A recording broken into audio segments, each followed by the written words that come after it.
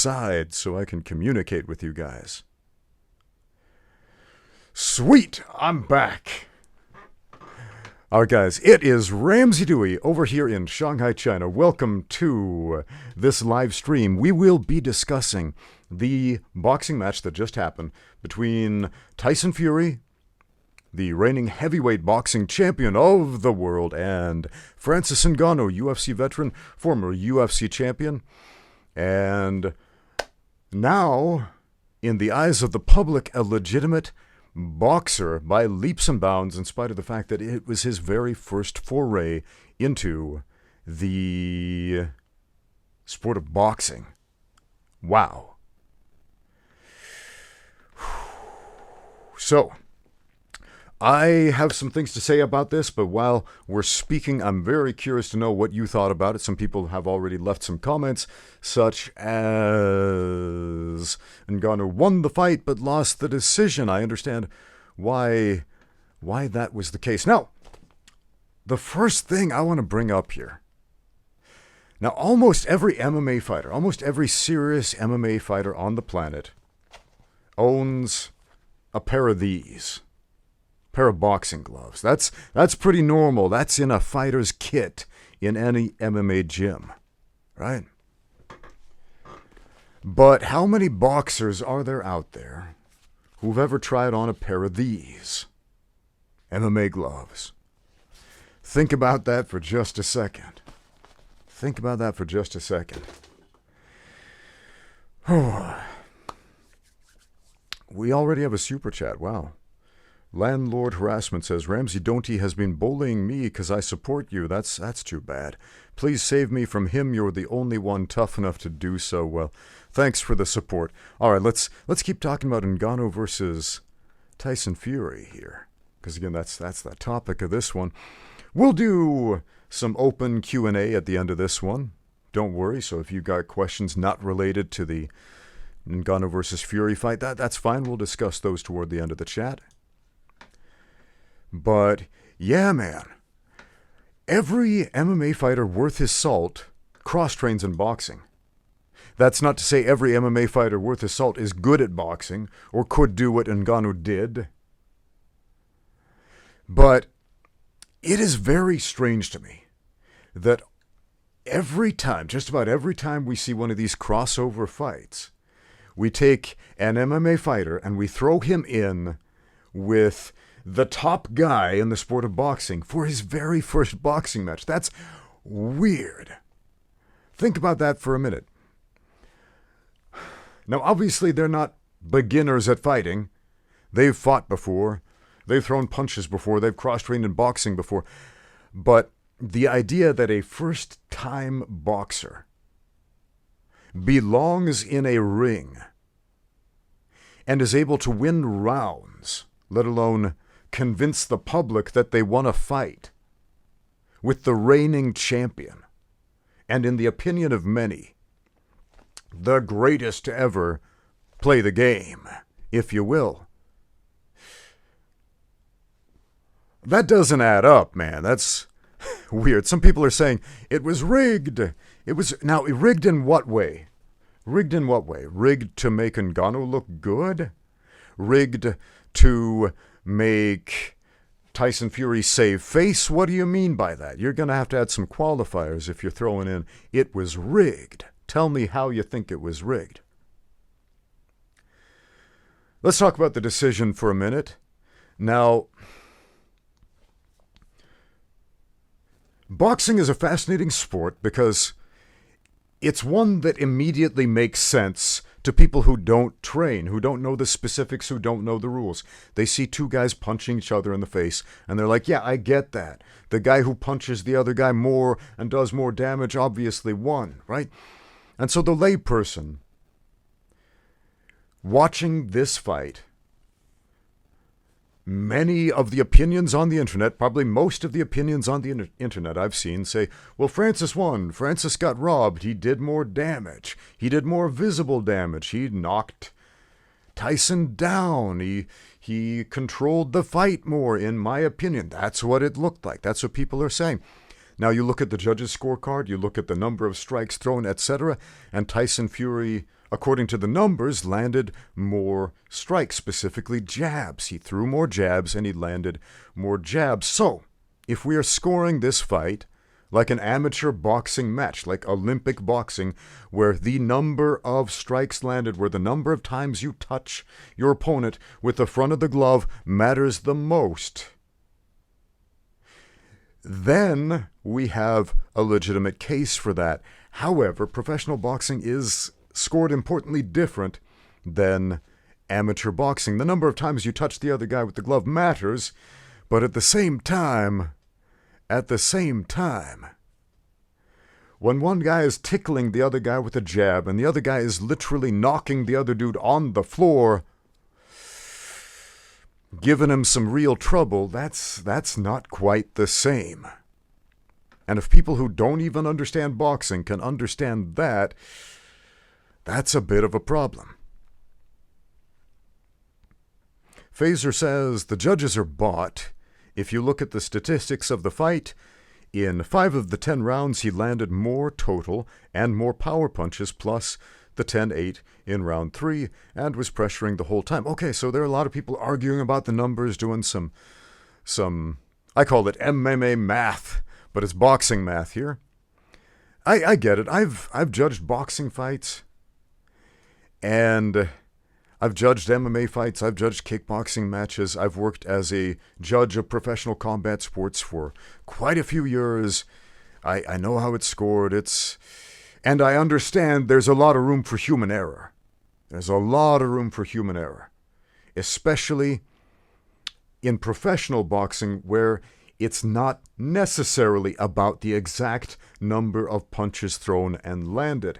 That changes it from an objectively scored sport like amateur boxing to a more subjectively scored sport. It's not supposed to be subjective, but it can turn into that very easily. It can turn rigged very easily when it goes to the judges. Now, when I first heard about this fight, I honestly wasn't that interested in it, because I was like, man, another UFC guy, another tough UFC guy thrown into the wolves against a boxing champion. They're going to do this to sell a bunch of tickets, sell a bunch of pay-per-views, and make the boxer look silly. And so all the people who love the sport of boxing and hate the sport of MMA will have the flames of confirmation bias fanned, and they'll be like, see. And we kind of got the opposite here.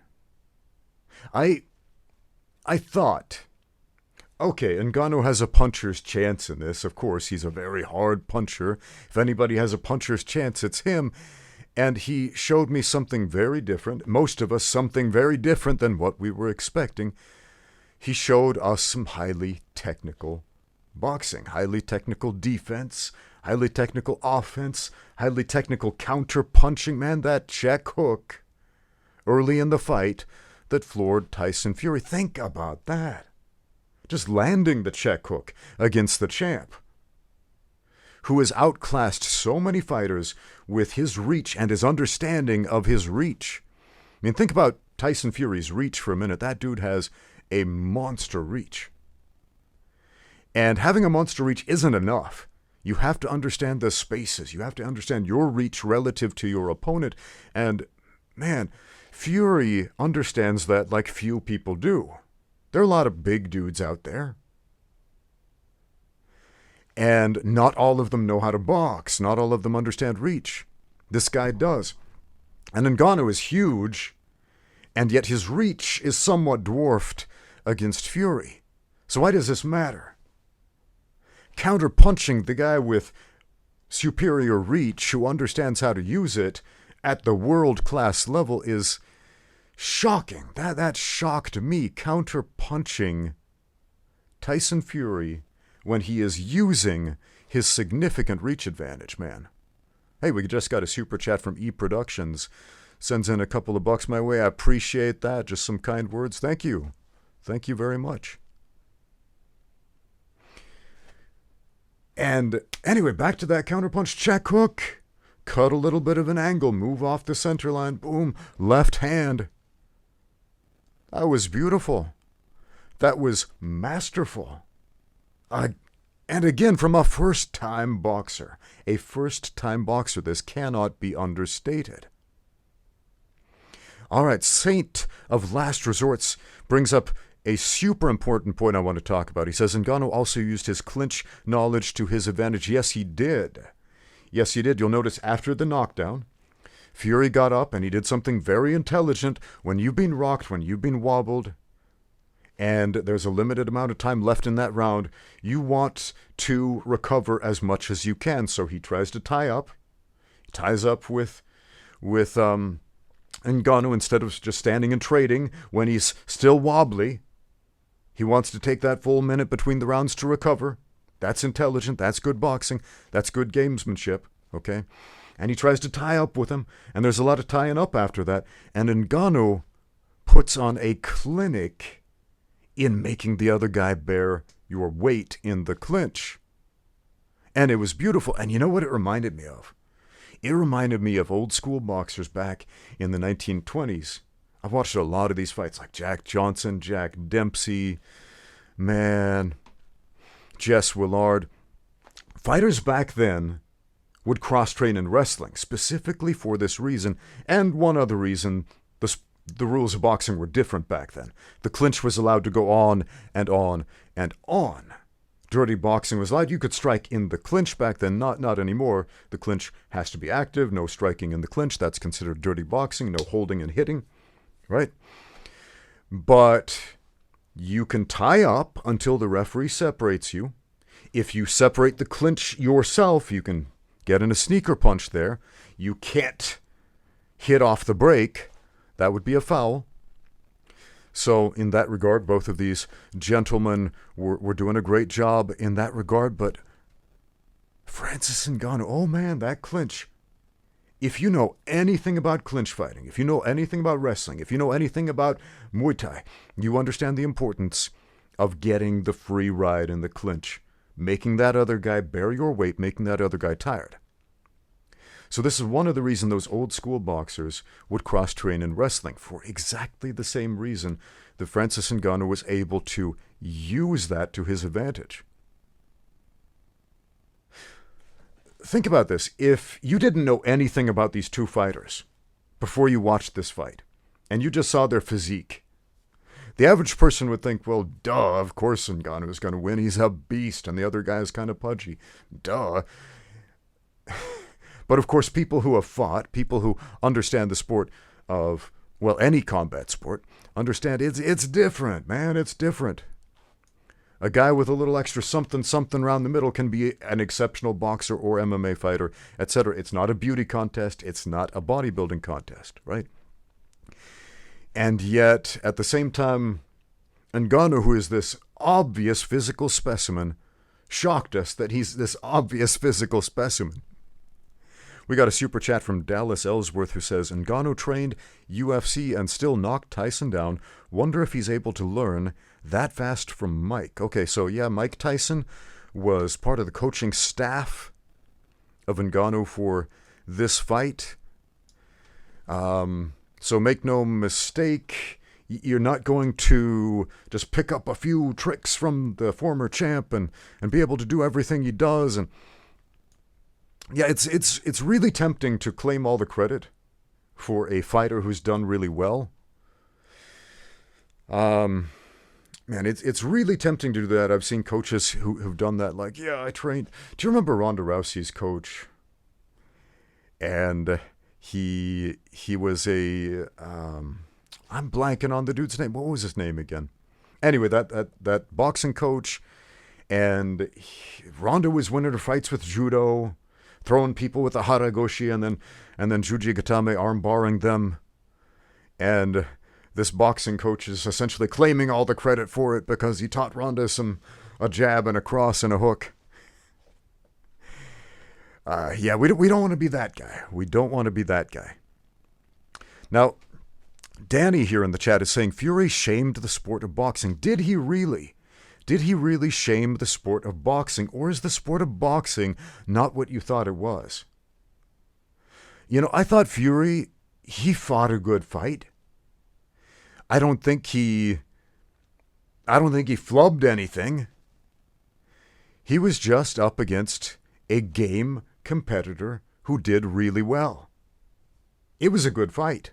It was a good fight from both ends. Both fighters, I honestly don't think they have anything to be ashamed of, but because he's bearing the burden of the champ, because he's bearing the burden of the best to play the game, the best to do it in the heavyweight division, the best current living heavyweight. It's the weight of the world on your shoulders, and there are these superhuman expectations. And then Francis Ngannou reveals that all men have feet of clay, as Oscar Wilde so profoundly wrote in one of his plays. Man, all men have feet of clay. And that statue will crumble. We are mortal, my friends. We are not gods. Set upon ivory towers. One thing I love about this fight is that Ngannou showed that to us. Right? A lot of people are now trying to hold Ngannou up as some sort of demigod. Look what he did to the champ, so he must be. Look, once again, all men have feet of clay. We are not gods. We are not demigods. Everybody is a human. This is one of the most important pieces of advice I ever got from a coach. My former coach and great friend, Shane Brenner. Shout out to Shane. I love you, man. I was prepping for a fight against a really tough guy back in the U.S. when I lived there. And I was a little bit, actually a lot, worried about this fight. It wasn't even a sure thing this fight would happen. It was part of a tournament, part of a lightweight tournament, and this guy was at the other end of the bracket, and I was like, what if I make it to the other end? This guy's so tough. This guy's beat so many guys. This guy's so good. And Shane stops me, and he's like, dude, everybody's a human. Stop worshiping him. Everybody's a human. That's exactly what I needed to hear, man. And if you're putting people up in these ivory towers, up on these crazy pedestals, making them bear this godly burden that no man can bear, then stop, dude. Did the chat just freeze? Some people are saying something about the chat just freezing. Your chat is stuck and it's buffering. Oh no. Oh no. Dang, I was just waxing philosophical and I thought it was pretty good and then it froze. No. Okay. The chat's still going on though. I am streaming while YouTube is down. Okay, great. It might be a YouTube issue. He was at another live stream, Alexander says, and it kept freezing too. So it might be a YouTube issue. Maybe everybody on YouTube is live streaming about this fight right now. Anyway, we will continue. We will continue. A couple other points I want to address. So, do you remember Ray Mercer? I've got all the respect in the world for Ray Mercer. You know, a great boxer, and one of the reasons I say great boxer is because he did the thing that MMA fighters are expected to do in the sport of boxing, but he did it in MMA. Ray Mercer, the boxer, came over to the sport of MMA, and he went up against some of the best guys, and he lost a fight, and he won a fight. And afterward, he was super humble about it.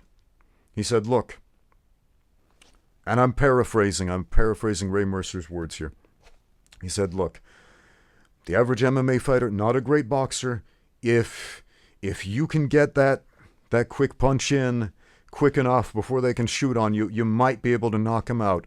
But if not, you're in a world of hurt if you don't understand that sport. And that was the case. That was the case with him. He had one fight where he won with that quick knockout. He had the exchange where he won that exchange with a nice counterpunch. And he had the fight where he got taken down and pounded. Right? Again, I also have all the respect in the world for blanking on his name. James Toney. Remember James Toney? He did the thing the MMA fighters today are expected to do with boxing. And he went into the UFC and he fought the then heavyweight champion, Randy Couture. And he got taken down pretty quick and finished pretty quick, doing a sport that technically he had no business doing, but he did it. And I got all the respect in the world for him, man. And some people are saying, oh, it's a shame that boxers can't. And after that, the boxers stopped moving over to MMA. Like we're seeing the MMA fighters move over to the sport of boxing, man. Do you remember Frank Mir? Frank Mir had a boxing match, and it kind of went under the radar because he was on the undercard of one of Jake Paul's fights. Right? Jake Paul had this fight. I don't remember. Who was he fighting? Anderson Silva or the guy before that? I don't remember. But there was a fight between... who was I just talking about? Sorry, I'm blanking on it. I'm picturing his face in my mind. I just said the name. Remind me, people in the chat. Remind me.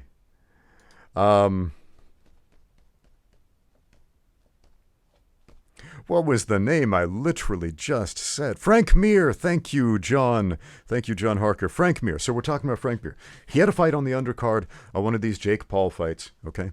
And he fights I believe it was like a cruiserweight or middleweight former contender. Not a guy that casual fans have heard of, but, an experienced boxer. A guy who's had a couple dozen fights. A guy who's had a pretty good career in boxing. And, Frank Mir didn't win, but it wasn't a bad fight. It wasn't a bad fight. He did okay. I was like, dang, nice job, Frank Mir. Nice job. That was pretty good. I'm kind of shocked nobody talked about that. But at the same time, casuals don't talk about names they don't know, and casuals don't know any names except a handful of champions. Muhammad Ali, Floyd Mayweather, maybe Tyson Fury, right? And a handful of other guys. That's about it. That's what the casuals know. If there's no huge name attached to it, they don't care. Yeah, it was on the Silva versus Chavez card. Was that the one? Maybe. I don't remember.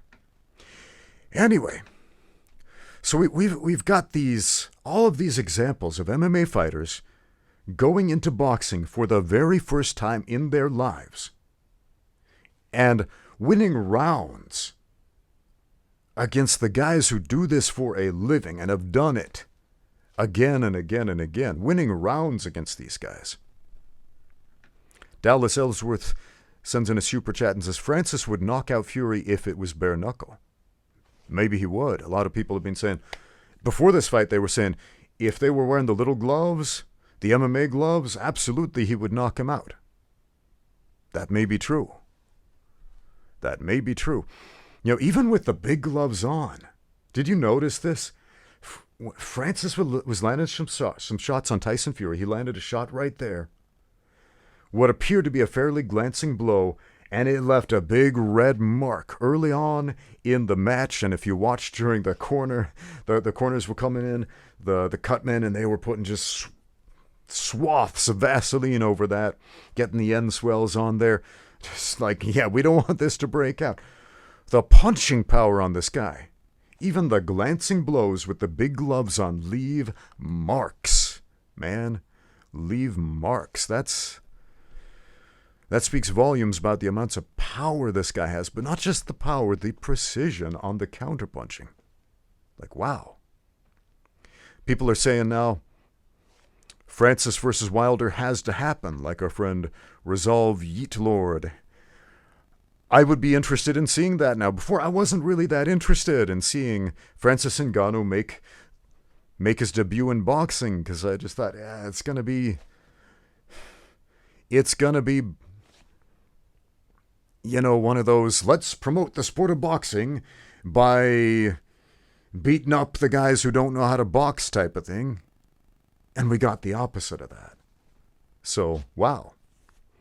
Andano is so fascinating because he got a late start. Not just in boxing, but in combat sports in general. When did he start training to fight? It was a late start. How old was he? In his late 20s? How often do I get questions like, Coach, I'm 14 years old. Is it too late for me to start training in MMA? If you're an able-bodied human being, if you're a highly athletic specimen, no, it's absolutely not too late. If you're on your deathbed, yeah, it's too late, sure. Yeah, but if you're an athletic man, even if you're in your late 20s, early 20s, whatever, you're fine. That's a perfect time to start training, man. It's a perfect time to start training.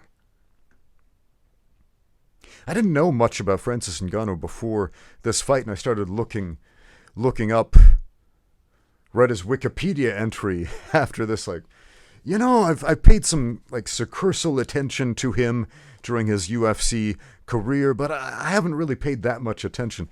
And the first thing I read was when he was growing up, he worked in a sand pit, in a sand quarry. And I was like, I did that for a day when I was a kid.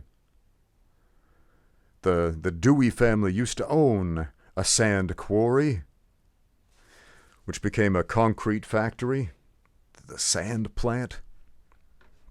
And I did a day of work over there as a child, and holy crap, that was hard. That was hard.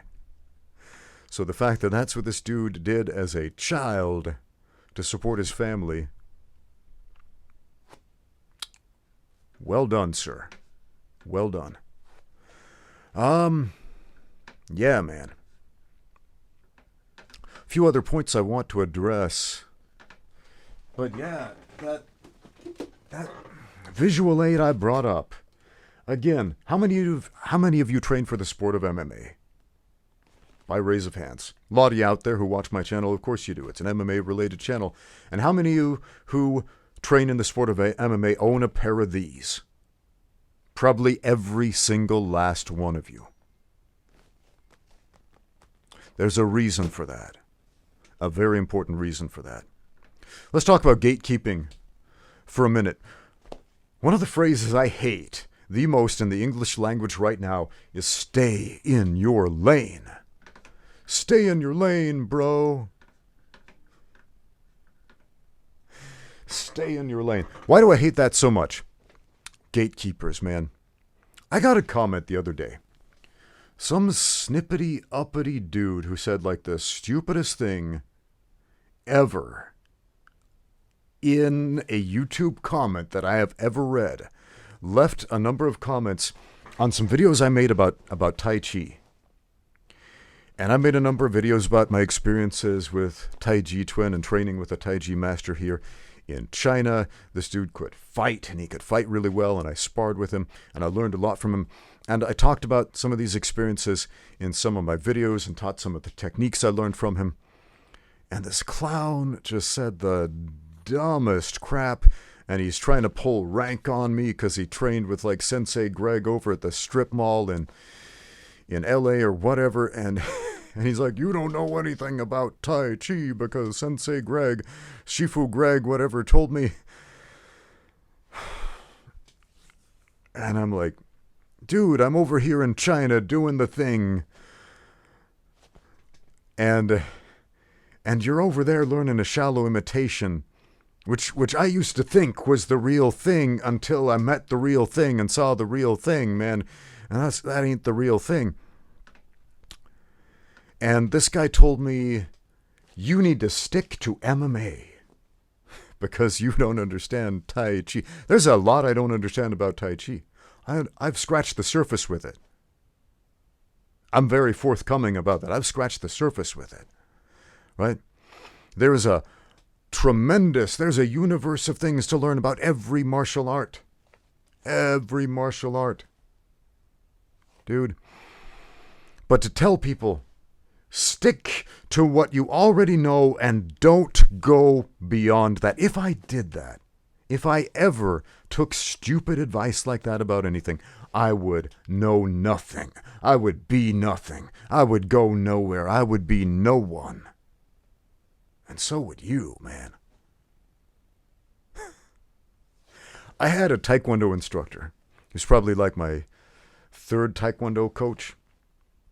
And at this time, I wanted to branch out and learn other martial arts. And so I started attending classes for capoeira and Shotokan karate and a Japanese jiu-jitsu class. And my Taekwondo coach, he caught word that I was attending other martial arts classes in addition to his, and he got mad and he got jealous and he started exhibiting those cult leader-like tendencies. And he was like, oh, you can't do that. That's not the way. Stick to Taekwondo, stick to me and no one else. You can't do something else. And he was one of those, stay in your lane. Your lane is Taekwondo, stick to Taekwondo and nothing else. And if I had done that,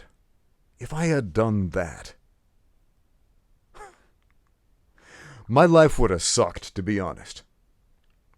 Mixed martial arts has taken me across the world to many different countries. It has given me so many amazing experiences, so many amazing learning experiences, including the negative ones, including the bad ones, which I am grateful for. I've learned so much about so many martial arts, so many cultures, so many things. And if I had limited myself to learn side kicks and axe kicks from that one dude in that one school forever and ever, amen, what an idiot move that would be. So, the idea that anybody should stay in their lane. I got a similar comment about boxing. Bringing this back to this discussion about boxing. Now, I train boxers. I've been involved in the sport of boxing for a long time, for many years. I teach boxing classes.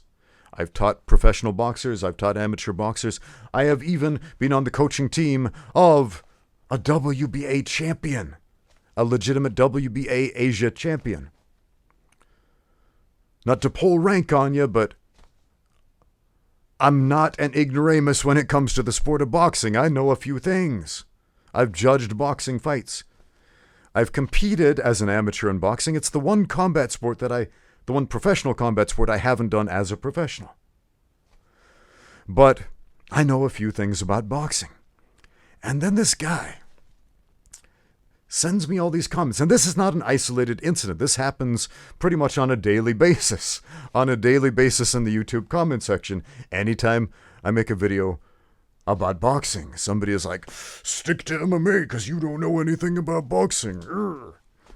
Do you know anything about boxing? And of course I go to their channels and see if they have any videos. Usually they don't. And if they do, it's crap.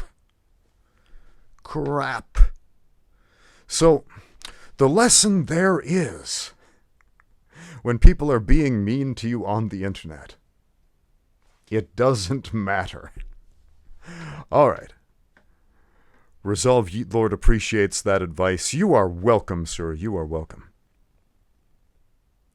Alexander Lako brings up an interesting point. I'd like to read this comment. He says, if Francis Ngannou fought a normal boxer, it probably would have ended like Kubrat Pulev versus Frank Mir. Okay. Huh. All right, I see what you mean. You know what this reminds me of? So, there was a post-fight interview that Francis gave. I watched it right before this stream, and they asked about his mentality and all that. What was going through your mind before the fight, during the fight, after the fight? You know, all those typical questions they ask fighters. And his answer was quite interesting because he was speaking like a guy. He wasn't starstruck, if you will. I think the average person going up against the heavyweight champion of the world in boxing would be a little bit starstruck, like, holy crap, this guy, he's the guy, he's the it guy. And Ngannou didn't have those emotions going into it. He was like, I just don't want to get embarrassed. That's what he said. He said, you know, I kind of wish this was in a parking lot where nobody would see it, but I know everybody in the world's going to be watching this, so I don't want to be embarrassed. I want to do well. And it wasn't that I'm afraid because I'm fighting the champ. It was like, I don't want to be embarrassed. It was a whole different mentality. It's like, I just want to perform really well because I know people are watching. And it's so interesting, that attitude. I understand that attitude. That's exactly what I felt the first time I stepped in the ring in a pro kickboxing match. And that worked against me. And so it's fascinating that this similar mentality worked so positively for Ngannou in his favor. Yeah, very, very interesting interviews. I obviously don't know Ngannou as a person. John Harker says Ngannou is a great person as an example of mindset. Sure, yeah. He understands, like my great coach Shane Brenner said, everybody's a human. He didn't put Fury up on a pedestal. He understands all men have feet of clay, like we were discussing before. Everybody's a human. Everybody's beatable. If somebody throws out a punch, you can counterpunch. If somebody tries to make you flinch, you don't have to flinch. And that was a really interesting thing, too. You notice in the later rounds, Tyson was trying to set up some feints, set up some fakes, trying to make Ngannou take the bait, and he didn't. He never fell for it, not once. That was interesting. Man, you have a giant dude like Fury, whose punches obviously are going to hurt you. Even if you're blocking, you're going to feel that through your guard, man. You're going to feel that through your guard. And then he fakes a punch at you. The average man would wilt into a ball and be like, no, not again. And Ngannou's just like, nope, counter. Fascinating mentality there. Rock solid will right there. So, despite what the judges say, even if it is a completely legitimate decision because Tyson landed more jabs, even if we're judging it that way, and that's fine if we all agree those are the rules, then those are the rules, we cannot help to be incredibly impressed with the outcome of this fight. But the reason I'm doing this particular live stream is because I received an email from one of the viewers. I forget your name, so I apologize. And you wanted to know if this fight is going to destroy Tyson Fury's legacy, if it's going to tarnish the sport of boxing. So let's talk about that for a minute. Does this fight tarnish the sport of boxing? Chael Sonnen put out some commentary about this fight shortly before I did this live stream, and he said essentially this fight proves that boxing isn't a real sport. It's not a legitimate sport. He compared it to wrestling, the sport he came up in, where if you go up against one of the top guys, if a guy who's never wrestled before in his life, never wrestled, never competed in wrestling, and he goes up against Kyle Dake, he goes up against Kyle Sanderson, he goes up against Jordan Burroughs, one of those guys, right? No matter how much prep work he does beforehand, no matter how physically gifted he is, he's not going to score against one of these guys, let alone win, let alone convince a casual crowd that he won. It's not going to happen. And I believe that's true. That's a true statement. Wrestling requires such a level of athletic specificity that there is no chance of the puncher's chance in wrestling. You don't luck into the double leg takedown against one of the all-time greats. It won't happen. It can't.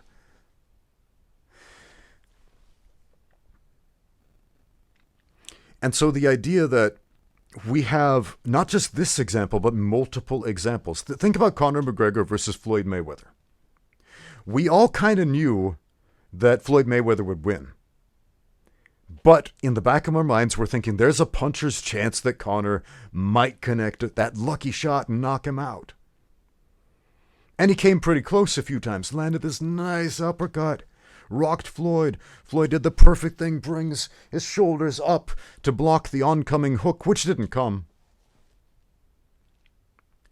But Conor won rounds. He won multiple rounds. Even in the eyes of the most cynical and biased judges, he won rounds against the all-time great in his very first foray into boxing.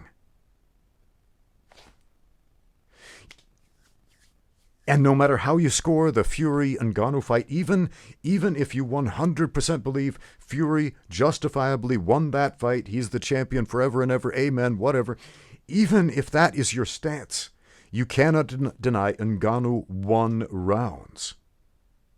And he won over the crowd. And he knocked him down, and he did visible damage, and he looked good. You can't deny that. In his very first boxing match. If you look at Frank Mir's boxing match from not that long ago that everybody kind of forgot about, went under the radar, he also won rounds against a skilled professional in his first foray into boxing.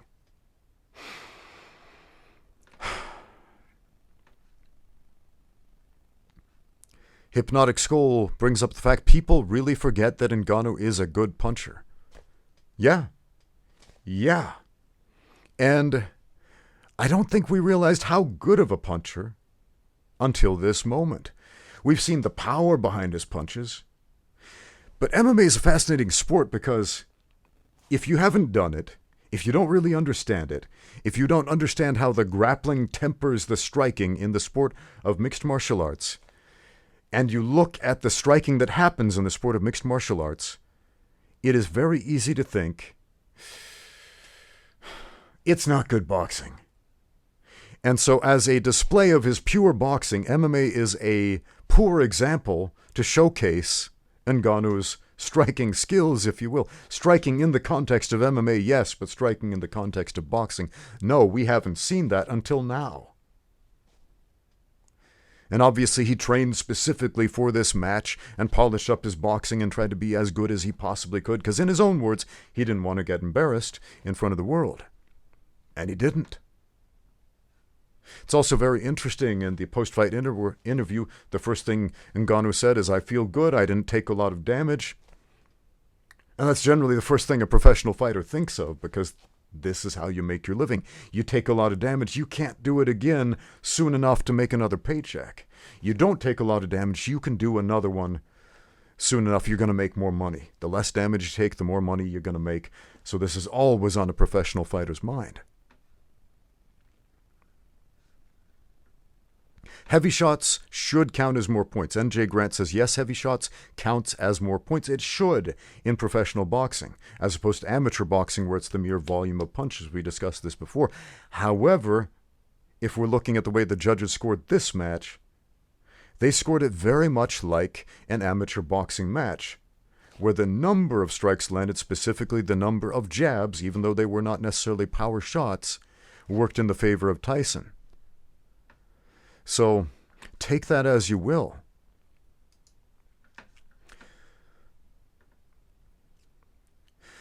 So do you know what this fight makes me think of? Do you remember Dickie Eklund? You might not. He's one of those fighters who never became one of the all-time greats, but he fought one of them. He fought Sugar Ray Robinson. Remember that?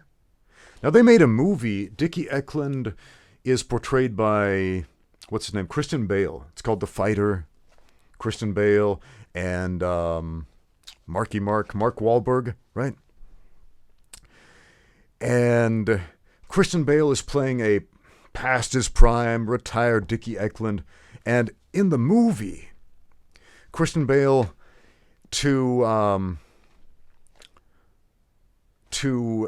proclaim his legitimacy as a boxer, because people kind of question him. He's out of shape. He's skinny. He's past his prime. He hasn't fought in a long time. He's been retired, right? And he still wants to feel legit, so he reminds people of the time where he fought Sugar Ray Robinson, the greatest to ever play the game, the greatest boxer of all time, and how at that one point he knocked down Sugar Ray. He's like, I knocked down Sugar Ray. Remember that. Don't forget that. I knocked him down. Yeah, Eklund, were they brothers, half-brothers? I don't remember. I don't remember. It was a good movie. It was an interesting movie. But I think the most interesting part to me wasn't the fight scenes or any of that. It was Christian Bale's portrayal of Dickie Eklund, specifically that, because I could relate to that character. I could relate, and I'll tell you why. Combat addiction is a very real thing. It's a very real thing. Yeah, Sugar Ray Leonard. Did I say Robinson? I apologize. Sugar Ray Leonard fought Dickie Eklund, and there was one moment in the fight Dickie Eklund got that great punch and knocked down the legend, And that was like the highlight of his life. And again in the movie, that's brought up several times. Like, hey, I'm still legitimate. I'm not just some has-been. I did something cool once. Remember that? Now, think about this. If the average person, if one of you had a fight with Tyson Fury or Floyd Mayweather or any of these boxing greats, any of these former champions or current champions, if you had a fight with them and you scored a single knockdown, if you won a single round against one of these guys, you would never shut up about it. You would never shut up about it, man. You know. Be honest. Be honest. You would remind everybody at every opportunity, man. Do you remember back during Pride Fighting Championship? Oh man, what is his name? There was an interview with... Oh, I've been punched in the head too many times. I'm forgetting names. Rampage Jackson, Quentin Rampage Jackson. He was talking about the Pride Championship belt. He was going to compete for it, and he's like, dude, when I win that belt, if I win that belt, I will never take it off. I will shower with that belt. I will make love wearing that belt. I will strut around the block wearing that belt. I want people to know, man. It was one of the most memorable interviews ever because it was one of the most human moments. Because as martial artists, we're expected to be humble. We're expected to portray this modern construct of Bushido that probably never existed, about how the martial artist is always super humble and whatever. And then to have this guy just be super real and say, dude, if I won that belt, I would never let anybody forget about it. I was like, I love this guy, man. I can relate to him. There's a mosquito flying by my head. I got it. Yes. Take that, mosquitoes. Ramsey 1, Mosquito 0. Yes, animal cruelty has just happened on this live stream. So, all you mosquito sympathizers, I'm not sorry. I am not sorry. My wife has this theory that while God created the animals, Satan created the mosquitoes. Now, this isn't biblical, but that's my wife's theory. Anyway. Ramsey coming out of retirement to fight the mosquito world champion. Hypnotic Skull leaves a great comment right there. I will not let you forget that I defeated the mosquito here live on YouTube. Oh, that actually hurt. I dislocated, partial dislocation in my right shoulder on Monday. Man, that kind of sucked. So raising my hand above my head right there, that was painful. That was painful, man. I had a partial dislocation in my left shoulder 2 years ago, about 2 years ago, from a throw gone horribly wrong during a sparring session. And then that acted up again during the Ultimate Self-Defense Championship at one point after the first day of events. Man, that night I went to sleep. I couldn't move my arm. I remember Jeff Chan sent me a message. He said, dude, I can't sleep. I see you're up too, because I couldn't sleep either. He's like, let's go lift weights. And I'm like, dude, I cannot move my arm. Sorry, man. And we did some sparring the next day. My arm felt a little bit better, but I remember there was a moment. Jeff threw a high kick, kind of clipped me on the shoulder, and then my arm just dropped, and I couldn't move it for a minute. Fortunately, that was at the end of the round. We did one more afterward. But, yeah, man, I got that issue with my right shoulder now, so great. More rehab. I'll be hitting the gym hard with light reps, lots of them. Ugh. Yeah, get some bulletproof shoulders. Yes, I'm such a brave man fighting such a strong mosquito with a partially dislocated shoulder. I know. Anyway, a couple of the other points about this boxing match. So we talked about wrestling and the clinch. Man, that was such a huge factor. Francis Ngannou trains grappling against the guy who doesn't. the guy who trains, the boxer who trains to tie up and get the break between the rounds, and is so big, he's able to impose his will and his weight on the other guy. And then Francis doesn't let him, man. That was impressive. That was nice. Man, I love clinch fighting. It is one of my specialties. It is one of my specialties. I love it so much, and so I love to see that. And that's one of those moments where casual fans are going to say, break them up, ref, they're just hugging. And there's so much go on, and there's so many beautiful nuances to what's happening there. I appreciated that a lot. But yeah, here's the question. Why is there the expectation that MMA fighters must compete against the best boxers? Now, I realize these are big draws, right? If Francis Ngannou had fought against a first-time boxer, I don't think most of us would have tuned in. Most of us wouldn't have watched it. We would have thought, okay, good for him getting some boxing experience. Okay, whatever. He fought a nobody. But he goes up against the champ. And we expect him to lose, right? And this is normal. Conor McGregor, in all fairness, should have gone up against an 0-0 boxer. Or at the very least, somebody with less experience than the reigning undefeated champ in his division. And yet he fights Floyd Mayweather. I understand the money aspect of this, because the big names sell the fights. They want to make money. They want to get paid. I get it. But it creates this expectation that an MMA fighter is equal to a boxing champion. And this fight kind of does nothing to dispel that expectation. Kind of seems like it should be a myth that the MMA fighter is equal to the boxing champion, even though he's never done it before. And yet this fight has kind of dispelled the idea that that could be a myth. Now, of course, we've got plenty of examples of MMA fighters who were not particularly good punchers or experienced boxers. For example, Ben Askren, a decorated wrestler, a guy who did his entire MMA career focusing on wrestling, not punching, but just setting up his takedowns, squishing people on the floor. And he does a boxing match. And he gets schooled by Jake Paul, the YouTube guy, before anybody thought Jake Paul was any good at boxing. And in all fairness, before Jake Paul really was any good at boxing, he just had a little more experience. And he trained specifically for the sport. And he put on a bit of a clinic. Look, I can knock out the guy who doesn't box. And so, yeah, expectations. Somebody brings up Sean Sherk. Yeah, remember Sean Sherk? Sean Sherk.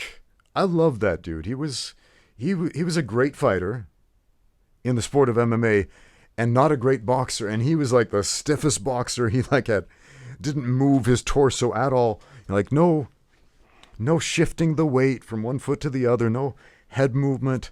None of that stuff. And yet he just kind of tanked the strikes and then got his takedown and worked on the floor.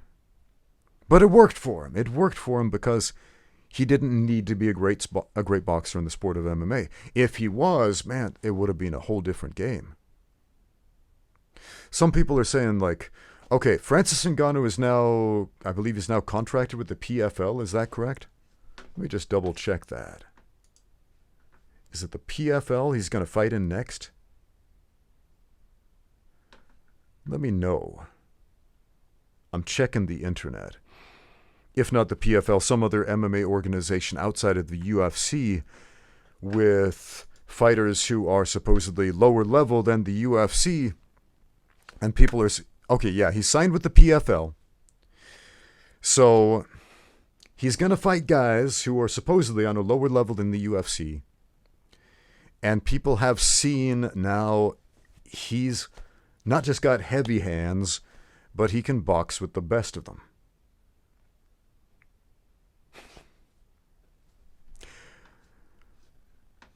How must these PFL fighters be thinking?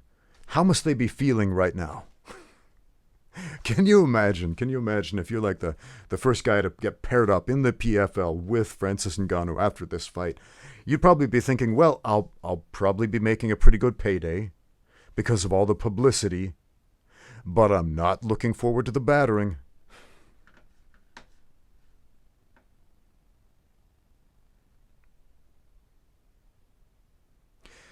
God of Frogs said this. He says, Ngannou versus Wilder would be amazing. I think Wilder would 100% put Ngannou to sleep. However, I think Wilder will want him to do a lot of drug tests. Okay. And maybe. That's understandable. You look at a dude with traps that just flare out like that.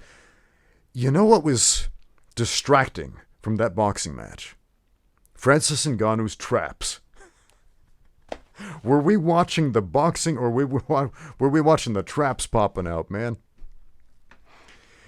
And anytime we have a big physical dude with visible muscle insertions and traps 4 inches tall up to the chin, people will say, well, he must be on the juice. He must be taking performance-enhancing drugs. Everybody in the UFC is doing it. I don't know. I'm not making those accusations. It's entirely possible. So it's understandable that if a fight with anyone else is going to happen, that they might request drug tests. Sure. Speaking of drug tests, what happened in the UFC fairly recently with drug testing? So USADA is no longer doing drug tests for the UFC. Do we know who is? Is the UFC themselves managing the drug testing now? Are they not doing the drug testing now?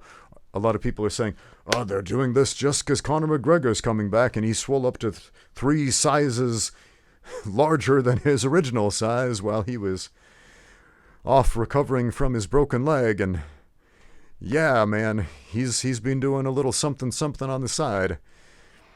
So to let him back in, obviously they need to change the rules as far as drug testing goes. That's entirely possible. That is entirely possible.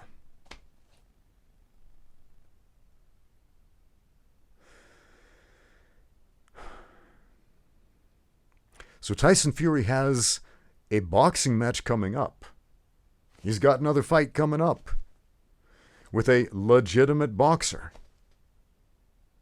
And a lot of people are saying this is why the judges specifically gave him the nod in this split decision, because they don't want to shame the sport of boxing. They don't want to tarnish his reputation, because if he lost to this first-time boxer, if you will, who's never boxed a round in his life before professionally, it would be a really bad look for the champ going in to defend his belt. Of course it would. You know what else would be a really bad look? If Tyson's next opponent, a real boxer, if he doesn't look as good as Ngannou did. Hey, Skinny Bruce Lee, thank you for sending me that super chat. Appreciate it. Appreciate that, my friend. All right. That's about all I want to say about the Ngannou versus Fury fight. If you got questions about it or anything else, let's open up the live stream to some questions. We'll do some questions for a little bit. If you got super chats, send them in. I'll make sure to answer those questions first. And yeah, let's go. What do you have? If you have no questions, I will start a discussion on, what can we talk about? The Epistle of Paul to Philemon. How about that? The shortest book in the New Testament. We can talk about that unless you want to talk about MMA. So you decide. Bible stuff or MMA stuff? Let me know. Did Ngannou's wrestling ability contribute in any way? Yes, absolutely. We discussed this. We discussed. In the clinch, quite a number of clinches. Just a quick recap. Ngannou was able to impose his will, put his weight, make Tyson Fury carry his weight. And it's quite interesting because we see Tyson Fury, phenomenal boxer, but he's carrying around a lot of fat. Francis Ngannou, great fighter, carrying around a lot of muscle. And when the muscular guy makes the guy with less carry his weight around, oh boy, that's going to cause some fatigue. That was a factor for sure. Do I think any other MMA fighters could be as successful in a boxing match like this as Francis Ngannou was? Yeah, it's possible. It's possible. Which one specifically? I don't know. And the trouble is, the difficulty with gauging this is MMA is not a good metric of how good somebody's boxing ability is. Because you're going to strike very differently in an MMA fight than you would in a boxing match. For example, you might keep, in an MMA fight, it's very wise often to keep your lead arm low, specifically to make it easier to stuff a shot with an underhook. So, in a boxing match, however, you might not want to do that. You might want to keep a high guard the whole time. Yeah, man. So it's hard to gauge boxing ability by watching MMA striking. NB Taekwondo Academy sends in a super chat, says, just saying hi and thank you for the great content. Hey, thank you for supporting this channel again and again. NB Taekwondo Academy, appreciate it. Longtime friend of the channel right there. Okay, this is a good question. Adam, where are you? Says, was Francis really that good? Or did Fury start off really slow and have a bad night, maybe even age-related? Now, this is an interesting question because we've got some outside factors here. I don't think Tyson Fury started off slow. I don't think he started off slow at all. He started off hot. He put the heat on, and he put it on early, and he put some power punches in there, and I think he was trying to finish this fight quickly. He wasn't trying to dance around and do an exhibition. He was trying to put Ngannou away early. Francis Ngannou went into this fight injured. Let me put that out there. He went into this fight injured. I believe he had a shoulder injury. I've got a shoulder injury right now. And just the thought of going into a serious boxing match with a guy in my weight class, a guy who weighs like 215 pounds, something like that, is frightening with an injured shoulder. And Ngannou fought the reigning heavyweight champion with an injury. Okay? And he styled on him at certain points in this fight. He styled on him with an injury. Was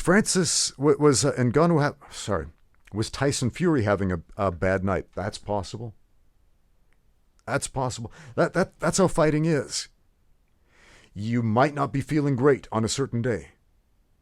It's not like a fighting video game where you put in your quarter and you choose your character. Like, I want to be Ryu from Street Fighter. I'm going to be Ken. And it's always the exact same guy with the exact same ability, the exact same power output. You can always jump the same height with every push of the button, etc. It's not like that. You're going to be a different fighter on a different day.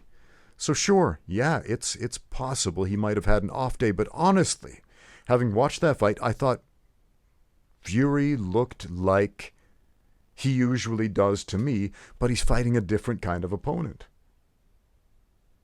He looked like a competent boxer, doing what a competent boxer does, but he's fighting a game opponent. If this fight happened 10 times in a row, on 10 different days, we might have some different outcomes. But I think the fight would be fairly evenly matched. We got a question from Kyle Brett about the elbow. Okay. It says, what do you make of Fury throwing an elbow when reputedly any foul was meant to be disqualification in that fight? Was this a special rules match that I didn't know about? Now, there are different types of fouls in boxing, and some of them will result in the loss of a point. Some of them will result in immediate disqualification. Some of them will result in a verbal warning from the referee. Okay, so there are different levels of fouls. For example, if there's holding the first time, the referee will give you this signal and say, hey, no holding, right? If you do it again, he might deduct a point, or he might warn and say, if you do that again, I'm deducting a point. Okay? There are warnings like that for minor infractions. For an elbow, I've seen fights end for illegal elbows. I've seen boxing matches end for illegal elbows, and I've also seen the referees decide to deduct a point because of that. So, was the elbow deliberate? We don't know. That's the thing with dirty boxing, is it's made to look like it's in the gray area.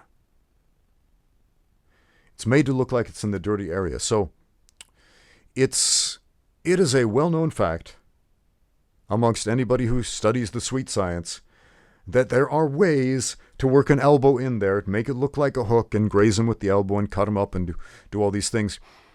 But that elbow was interesting because it did not get the desired result, even if it was deliberate.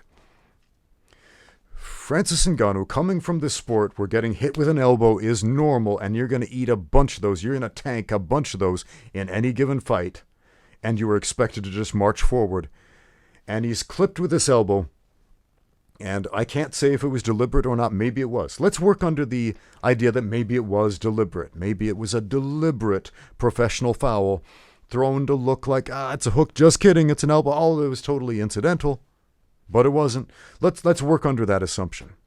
Okay? And Ngannou eats it, he tanks it, and it doesn't faze him. It doesn't faze him. And it was interesting to watch the replay in slow motion, because I'm watching the fighters' faces. The fighters' faces are interesting. They're expressive. Some fighters are just stone cold, expressionless, like Fedor when he fought, During the stare downs, during the fight, his facial expression never changed. Tyson Fury has a very expressive face, and after he hit him with the elbow, his face told a story, and to me that story was, holy crap, that did nothing. I just hit him really hard. I know I binked him with the elbow, deliberate or not, and it did nothing. Fascinating. Zed Usen says, do I think durability should contribute to the outcome of a fight? Whether it should or it shouldn't, it does. That's just the nature of a fight. This is something I was thinking about as I was watching this boxing match. We have a disparity in sizes. Tyson Fury has a massive physical advantage in size and reach that a shorter fighter with a smaller reach can never overcome, regardless of how he trains. He is gifted with a large, long skeleton and large, long arms. And he knows how to use that gift. Okay? Francis Ngannou is a big, tough dude. He's got a thick skull. He can take some damage. He can tank some damage. Okay. Not all of us can. Some of us would get hit with that elbow and go crying to mommy. Okay? And he just eats it and moves on like it's nothing. Okay. Whether or not being resilient to damage should affect the outcome or not, it does. That's the nature of the sport. Fighting is not fair. It is not fair. It is not egalitarian. We don't all start with the same set of tools. It's not balanced like a video game, where the video game developers, when they develop a fighting game and they want to make it perfectly balanced so tournament competitors are as fair as possible, just in case, in the beta version, one fighter can juggle the other dude and do an infinite combo. They want to take those out and balance it just right so everybody has a fair chance to win. Fighting isn't like that. You can go up against a dude who will outreach you all day, who is stronger than you, who has genetic athletic gifts, who has a skeleton that you will never, ever have. And you're expected to do your best anyway. You're expected to give it the old college try and just do it anyway. It's not fair. It's what it is, though. That's life. That's the fight world, and that's life. We are all handed an inegalitarian hand in this life. You get to be born in the Middle Ages being a muckraker, raking up poop for the rest of your life. You get to be born in a wealthy family in the 21st century, in modern America, you get to be born as a slave in some part of the world, in the Roman Empire, where 1/4 of all the people were slaves. Did you know that 1 in 4 people living in the Roman Empire were slaves? Crazy to think about. And yet we have more slaves in the modern world than ever in the history of the world. We have a super chat from Jean Tier, who says, what's a crossover match you would want to see? Spider-Man versus Francis Ngannou? Duh.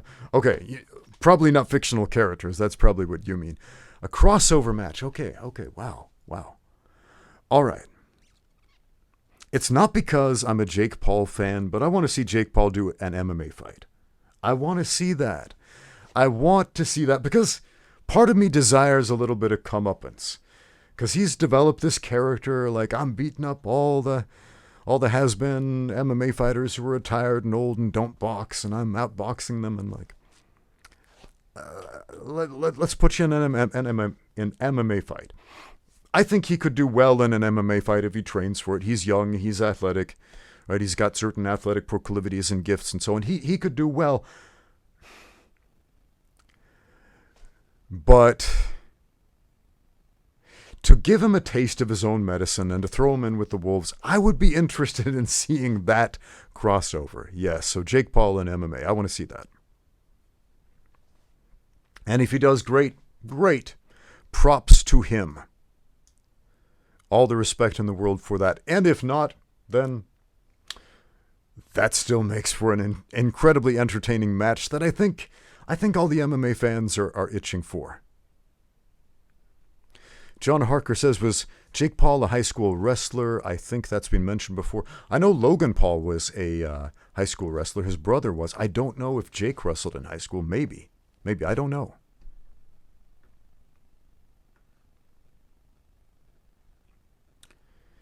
Happy Guy 69 Abel says, who would win, a judoka that knows 80 techniques versus a judoka that knows 10 techniques and he's really good at them?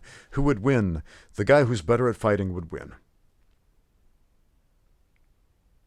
It's not the number of techniques that you know, it's how good you are at fighting. Look,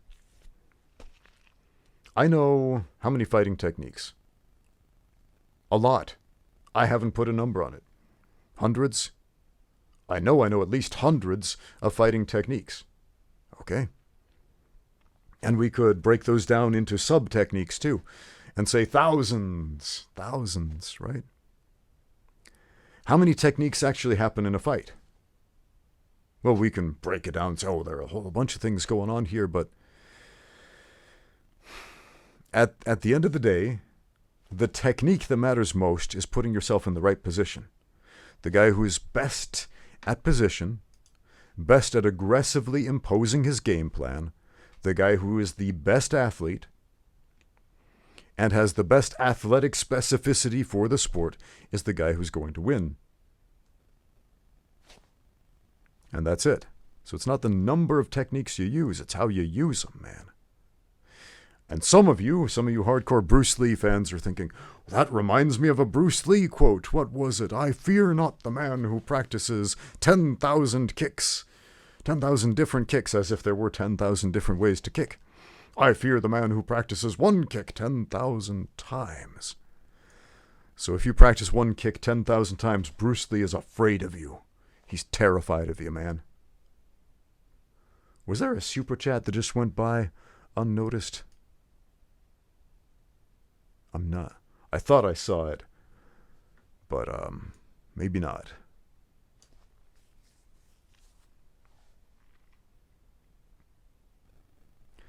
Jean-Tier mentions, sometimes the guy that only practices 2 throws can land any on the guy that knows how to defend 200. Sure, a great example of this is Ronda Rousey. There was one throw she used to dominate the women's division in the UFC for the longest time, and that was the Haregoshi. One throw. One. And she used the same setup for it. Like every time. One setup, one throw. 2 techniques. And one finish. She had several different pathways to get to the Jujigatame, to get to the armbar. But Rhonda knows a lot of techniques. She does. If you watch her channel, she's got a ton of technique videos. If you watch her judo career, she's used many different judo techniques in her judo career. But in MMA, she used one throw, one setup for that throw, and one finish. If it ain't broke, don't fix it, as the old saying goes. Stone Cold Fox 1 says, should artificial intelligence replace scoring, judges, or go purely based on numbers to get rid of corruption? I'm not sure that artificial intelligence is exempt from corruption, to be honest. Have you ever asked an AI to produce a picture of a man eating spaghetti? That is the most corrupt, evil thing you will ever see in your life. If you are the faint of heart, do not go to an AI generator, photo generator, and ask it to make a picture of a man eating spaghetti. It will burn a hole in your soul from which you may never recover. So I'm not entirely convinced AI is... But seriously, I'm not convinced AI is impartial. If you go to, say, ChatGPT or something like this and ask it questions, it has clear biases. It absolutely has biases. A comical example, our friends Sensei Seth and Icy Mike did a comedy video where they had an AI write a script for a fight scene between the two of them. And they're doing the scripted fight scene that an AI is making. And the AI has a clear bias toward the small guy. Because apparently it studies all these scripts, all these narratives of the underdog winning the fight. And so in this AI-scripted, AI-generated fight scene, the underdog, the smaller guy, Icy Mike in this case, was able to triumph over the bigger guy, over Sensei Seth. And they commented on this, like, this seems biased. And it absolutely is. It absolutely is. AI will often try to be impartial, or at least give the air of impartiality. If you ask in something like ChatGPT, who would win in a fight, Muhammad Ali or Bruce Lee, it will try to be very diplomatic, and it will say, well, both were excellent in their own disciplines, and it's impossible to say exactly what would happen, and these actions might take place, but at the end of the day, and it gives you a non-answer in cases like this. But at the same time, there are clear biases that are present even in that diplomatic answer, because it's an answer meant not to offend people, not to offend the Church of Jeet Kune Do, for example, or not to offend boxing fans. People who have fought before understand the world heavyweight champion is going to stomp on the 135-pound actor, even if he's good at martial arts. Even if he's good at kicking, punching, and even if he's really fast, there's a high probability that the world heavyweight champion is going to stomp on that dude. So an impartial AI would take factors like weight and experience into consideration, but it doesn't. It takes a screenshot of the internet, including all the fandom, including all of the comments on YouTube, saying Bruce Lee was a demigod and he's my Lord and Savior and he's unbeatable. It takes all of that crap into consideration too. AI is not impartial. Now, the second part of your question, should we score boxing, professional boxing, like amateur boxing? Should we score it based on the number of points, the number of times you touch the other guy with the glove? I don't think so, because then it's amateur boxing. And there are all kinds of ways to milk that system. Amateur boxing is not as bad in that sense as other combat sports, like, say, Olympic Taekwondo, amateur Taekwondo, if you will. But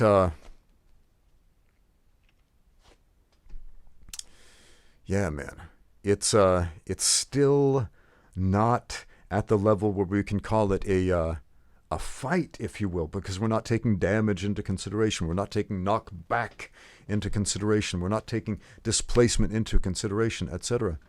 Oh, hey, our friend Eixender is in the chat. He says, would you be willing to start doing reviews of Street Beef's fights?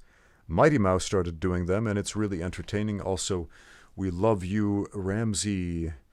People have been asking me to review Street Beef's fights for a long time, and my answer has always been, no, I'm not interested. I'm not interested. I realize a lot of people like watching these fights, you know, these amateur dudes out there putting their heart and their soul into these backyard scraps. It's not something that interests me. Maybe it interests you. So if Mighty Mouse is doing those reviews, you know where to go for those reviews. Mighty Mouse is good at giving commentary. So if he's doing the thing, and you want the thing, and you know where to find the thing, that's where the thing is. NKS432 says, showing some love, sends in a super chat, no questions attached. Awesome, thank you. Now, if there's a specific technique that's going on in one of these Street Beefs, Tetanus Fighting Championships, fights that you want me to comment on, if there's like something puzzling you, if there's like an actual question that you want addressed, let me know. We can break some of that down. But there's a big problem doing commentary videos, and some guys can get away with it. There was just a what's her name? There was a big YouTuber with like millions of subscribers who just had a run-in because she was making commentary video, made her whole living doing commentary video, where she would basically just superimpose her face over other people's videos and just kind of point and be like, yep, that happened. Here's my commentary. Whee! And it was like the laziest commentary ever. And yeah, the YouTube robots finally came down on her. Some people are able to game the system and get away with this. Look, anytime I have used anybody else's content, even under fair use, under the fair use clause, following all of the rules for fair use, that video has always been copyright claimed, and or I've received copyright strikes. And if you receive 3 in a row, your channel's gone. So I'm not interested in that. I used to use other people's music in some of my videos. Music that was copyright free. Music that supposedly could not be claimed. Music I had permission to use. Music from actual friends of mine who composed said music. And these videos got copyright claimed. And so I decided from now on, anytime I use music in my channel, it's going to be music I make myself. So all of the music on my channel now is music I produce myself. And it still gets copyright claimed by some of these bogus companies, man. It is infuriating. It is infuriating. There is this company, some dude in his garage. It's not even calling it a company is it's not a company. It's a dude pulling a scam in his garage. And he has jumped through the loopholes on YouTube in order to copyright claim anything with a 4/4 beat on YouTube. If it's got a 4/4 rock beat, he can claim it. If it's got a 4/4 blues beat, he can claim it. I'm not kidding. I did a video once where I am improvising live on a guitar, playing some blues guitar riffs, improvising. It's not a cover song, it's completely original. And you know what? This dude copyright claims it, and he gets away with it. And YouTube creators have zero recourse to this. If you get copyright claim for your original work, you know what you can do? You can click a button to protest it, and what that does is it sends an email to the other guy who says, the dude whose work you just claimed as your own says they don't agree with that. And then they have the final say to say, well, okay, fine, you can have it back. Or, nope, sorry, it's mine now. Too bad. That's how music works on YouTube right now, and it sucks, and it's broken. It is broken beyond belief, and I hate it with a passion. So, using other people's content, even for fair use purposes, for commentary, is something I'm very reluctant to do. There are a few videos I make with some clips and so on of copyrighted material, but again, I'm very, very careful to do that. Doing a whole fight, that's dangerous territory.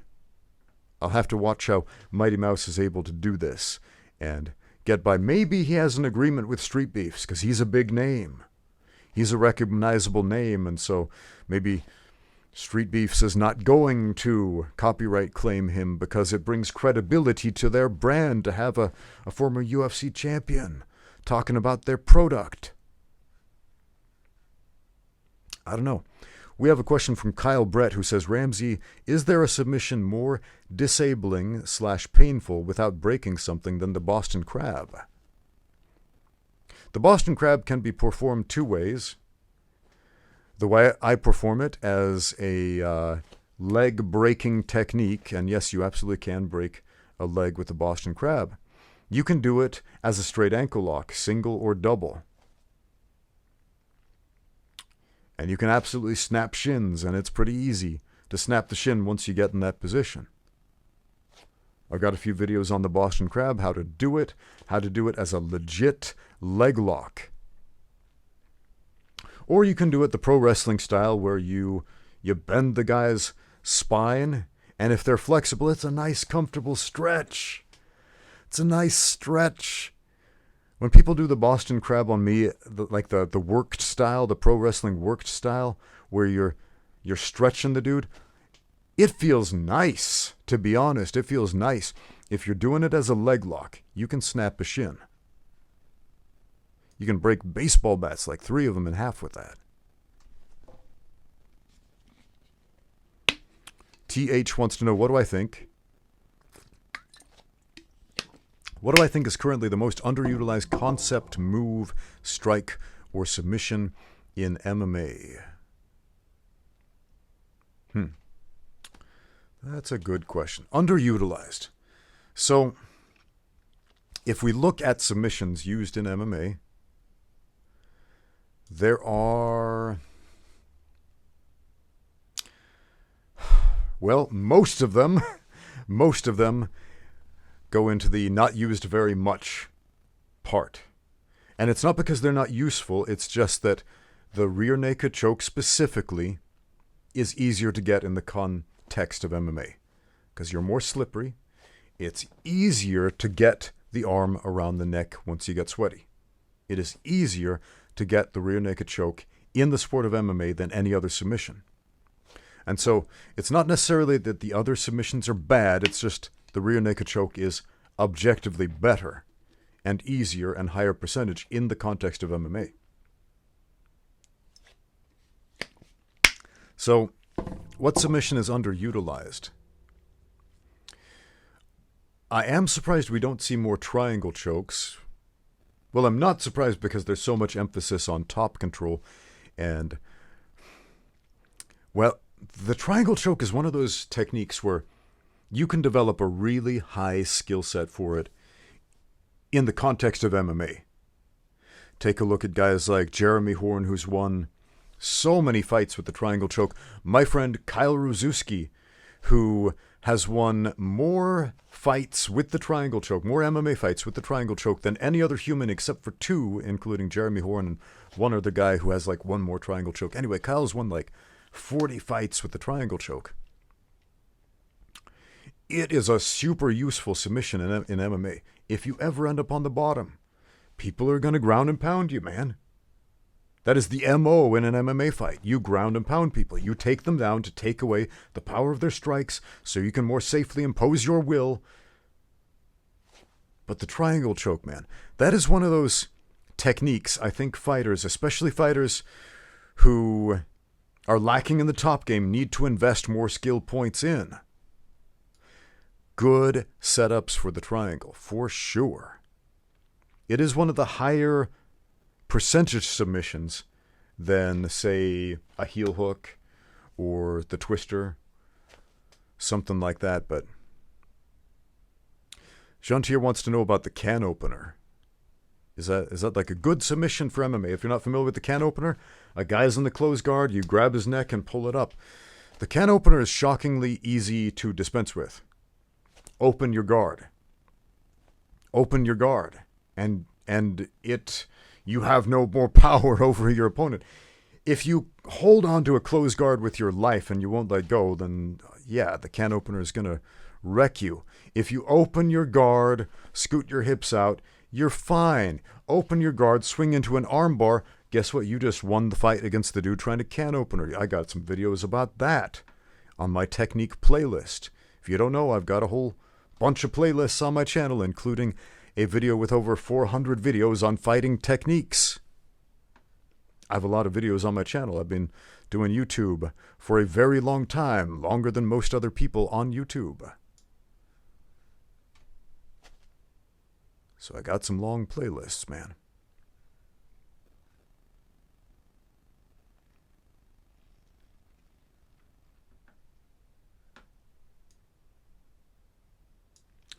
NZ says, Ramsey Dewey, being a male, what's the best form of self-defense if a female with no training attacks you? Have an alibi. That's the best self-defense. This might sound like a joke question.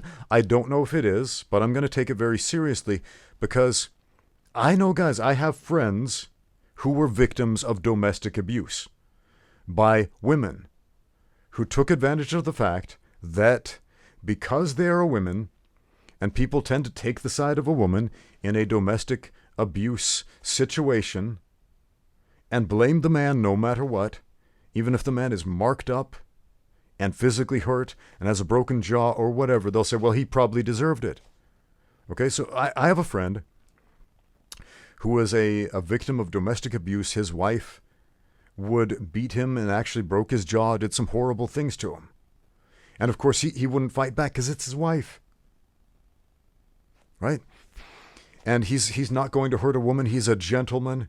He's a nice guy. And he knows if he lays a hand on her, even in self-defense, it will count against him in a court of law because that's just the way we are programmed as a human society to protect women. So your best self-defense against a woman in that situation is have an alibi. Have a witness. Okay? Because fighting back is going to work against you. Having witnesses. That's what you need. Unfortunately, that's the case of the world, man. That's how it is. Witnesses, evidence, film it, record it, whatever you need to do to have an alibi. That's what. So I take that question seriously.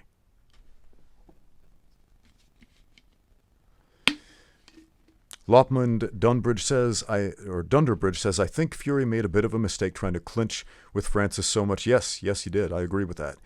He's used to being able to control people with his height, usually, but he was playing Francis's game by engaging in the clinch. Yeah, absolutely. He was not able to get the break he wanted in the clinch, for sure. Our friend Harry is in the chat. Harry, the god of speed. Welcome, man. Haven't seen you in a while. Good to see you back in the chat, man.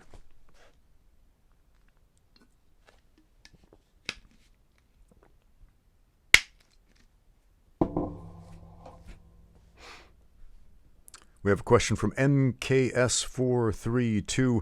That sounds like an unfortunate case of an YouTube automatically generating your screen name like you wrote in your name, like, my name's Gary, and YouTube is like, we have 7,000 other Garys. Your name is now NKS432. But too bad. That's your name now, bucko. That's the world the robots have created for us. They've assigned us numbers. Anyway, our friend NKS says, Coach, getting back to martial arts to control my type 2 diabetes, I assume. I used to train. I ate junk. Training stopped junk. Didn't. Now trying to fix stuff. Any tips? Okay, be consistent. Whatever you're doing that works, be consistent with it. I know, it's some dad advice for you there. Be consistent, little partner. Yeah, be consistent, but consistency is what works, man. It's what works. If you're struggling with, say, diabetes, fortunately, I've never had to, right? But I have some friends who are diabetic and they've lived with this for years, some their whole lives, and the only way they got it under control was consistency. Consistency with their diet, with their routine, etc. And with consistency, once you make consistency a habit, once they made consistency a habit, they were able to live happy, productive, healthy lives. Fortunately for them. So that's my advice to you. Be consistent. Whatever you're doing that's working, be consistent with it. When you find a habit that works out in your favor, be consistent with it.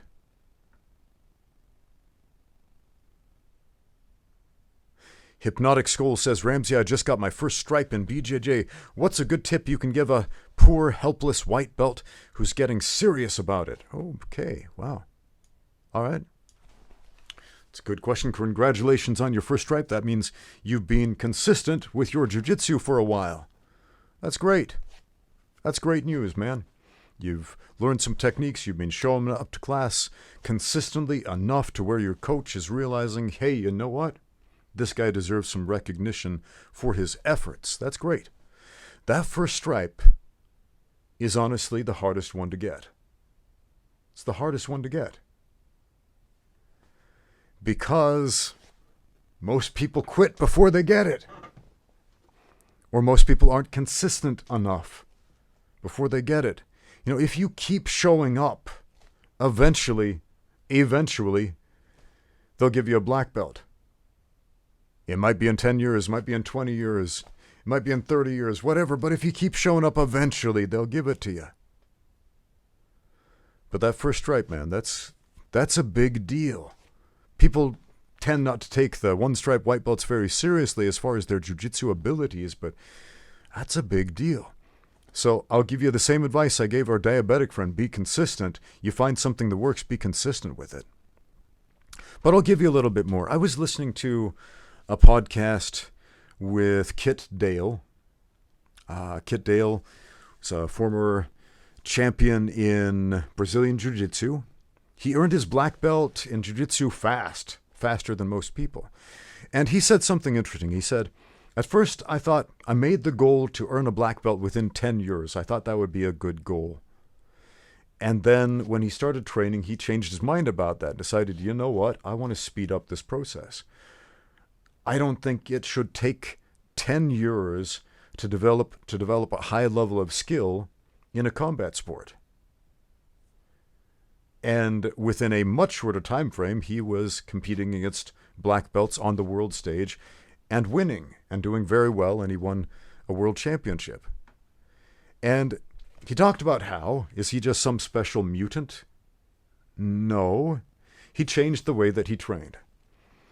And he outlined it. He basically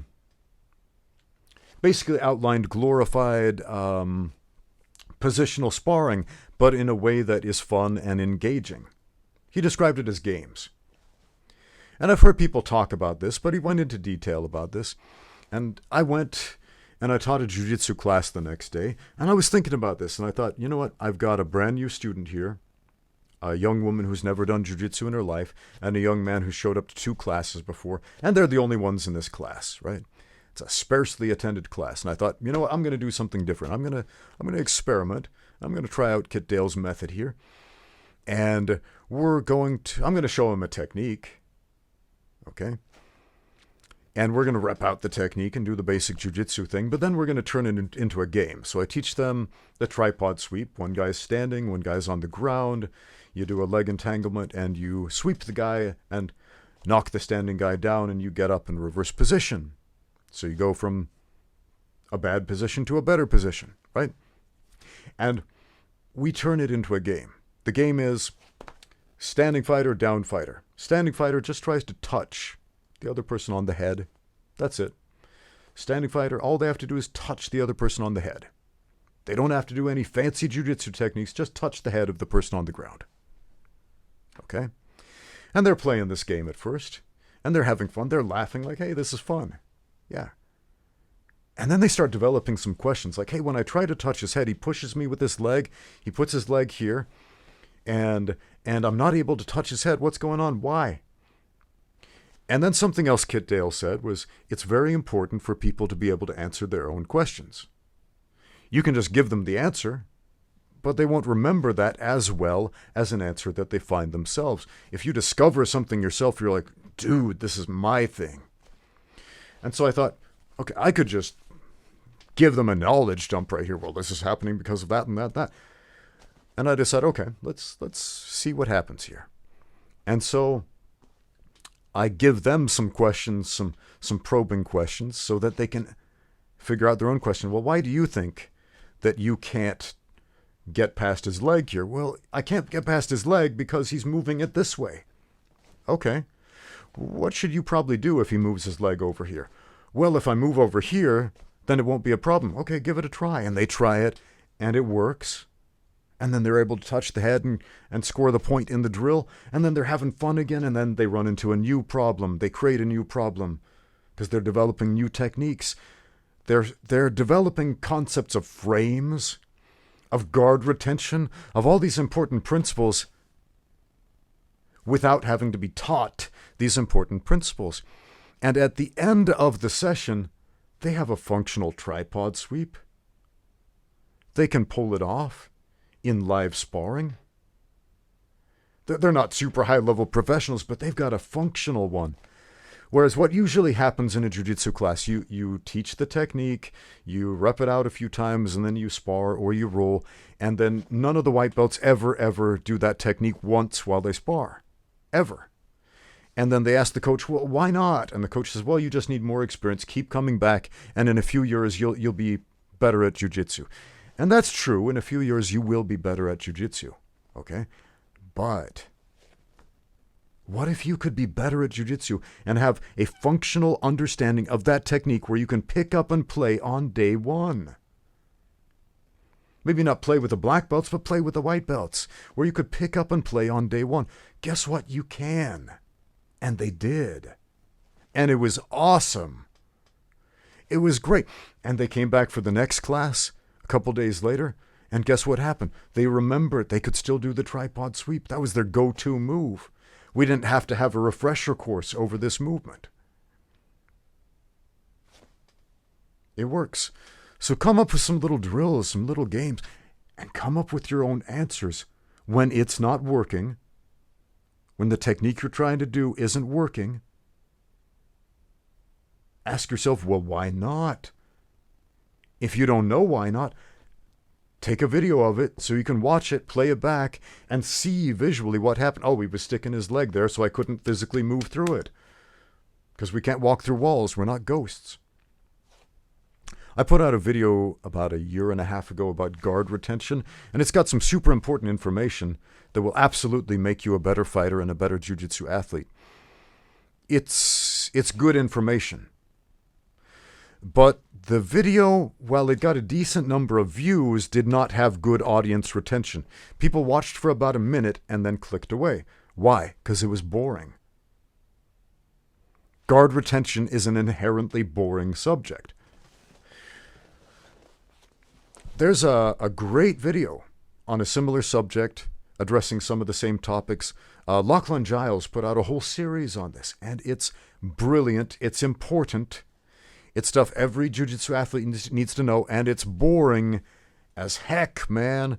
It's boring as heck. And so the average person isn't going to watch this. They're not going to study it. The jiu-jitsu nerd who really wants to win and doesn't want to get crushed anymore in class is going to pay attention to this stuff, but the average person, nope. Nope. So why do I bring that up? If you turn something boring like guard retention into something engaging and interesting, okay? That's a no-brainer. Obviously, it's going to stick. think about martial arts channels on YouTube. Okay? Let's think of like the more edutainment type of channels, like Hard to Hurt. That's a great example. That's one where we have some fighting technique, but it's mixed in with some entertainment value. Okay? And so Mike gets a lot of views on these types of videos. Sensei Seth, same thing. He teaches you karate, and Seth is good at karate. He's good at teaching kicks and all that, but if you'll notice, he doesn't make videos where he's just like, here's how you throw the side kick. Hiya! Here's how you throw the round kick. Hiya! He mixes that into this mix of edutainment, and because of that, it's highly successful, right? And you remember it, and people go back for more. If it's not entertaining, you lose people on YouTube, but there's a life lesson there for teaching. I'm not saying your teaching has to become fun and games, but doesn't hurt either. All right, I spent like 20 minutes answering that question, and I don't even know if I answered your question. What else do we have in the chat? A super chat in Chinese. Okay. My Chinese is terrible, just so you know. Let me see if I can read any of this. It's a question. I can read about half of these characters. Let me run this through Google Translate because my Chinese sucks.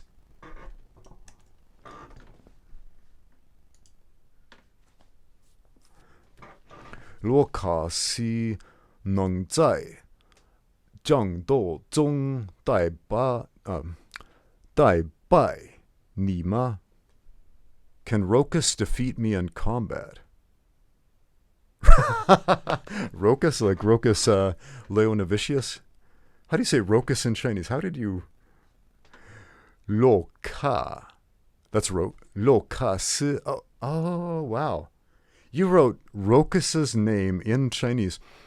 Lo Ka Si. Lo Ka Si. I'm going to start calling Rokas Lo Ka Si. He'll be so confused. He will be so confused. If anything, we all learned how to say Rokus's name in Chinese. That's so fascinating. Lo Ka Si. E-Production sends in a super chat, says, G2G Coach, I appreciate all of your insight over the years.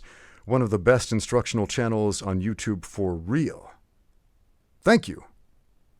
Man, I appreciate that. I have received so many crappy comments this week. This last week, it's been a rough one, man. It's honestly been a rough one. I mean, there are a lot of negative things going on in my life right now, to be honest. Things that some people would rightfully be pretty upset about. I partial shoulder dislocation. I'm still dealing with a torn ligament in my left knee. One of my gyms closed down fairly recently. After I got back from the Ultimate Self-Defense Championship, one of my gyms closed down, man. That sucked. Absolutely sucked. So I work at 3 different gyms, and the very best one, man, the Animal Gym, closed down. So they're currently trying to work it out and see if we can open up another location. But man, we're homeless on that front at the time. And then it got worse, man. It got worse. So this last summer, just a few months ago, I was in the U.S. I was visiting family, visiting my mother, visiting my in-laws, and my kids were able to see their cousins again for the first time in a long time. Living here in China, they don't get to hang out with their cousins. They don't get to see aunts and uncles and grandparents and so on. And so many people grow up with this experience of extended family being close to home, and my kids don't, man. And they just last week, in the thick of all this, I got the news that my youngest niece, my 15-year-old niece,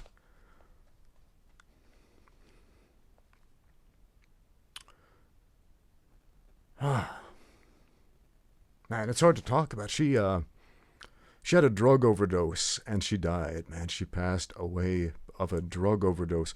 I saw her just recently, man. Her whole life ahead of her, man. I've been in a foul mood, honestly, a very foul mood since then. It's like people go through different stages of grief, and for me, I've been stuck in the anger phase for a while, man. And so people writing in the typical angry YouTube comments saying, "You suck," have been getting the brunt of it from me lately. I have not been holding back. Generally, I just ignore these dudes, and lately, man, I've been lambasting. I've been letting these guys have it. And so if I've said anything unkind or rough around the edges to you in this last week, man, I don't apologize for it. You had it coming. But it's been a weird last week, man. So I appreciate the kind words, because I've heard so many this last week that were not.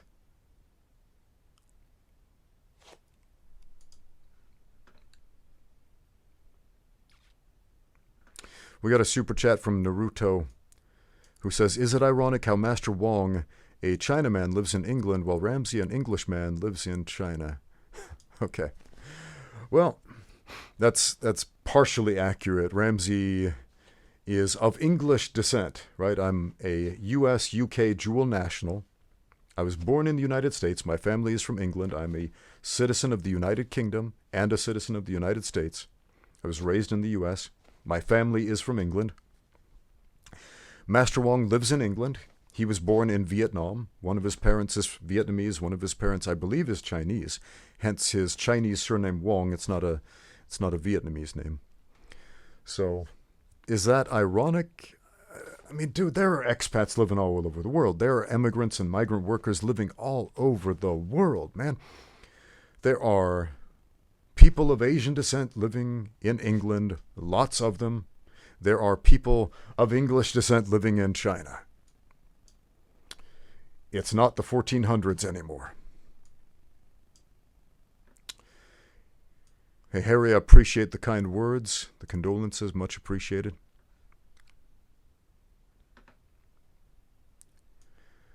All right. I didn't mean to come down as a downer on that.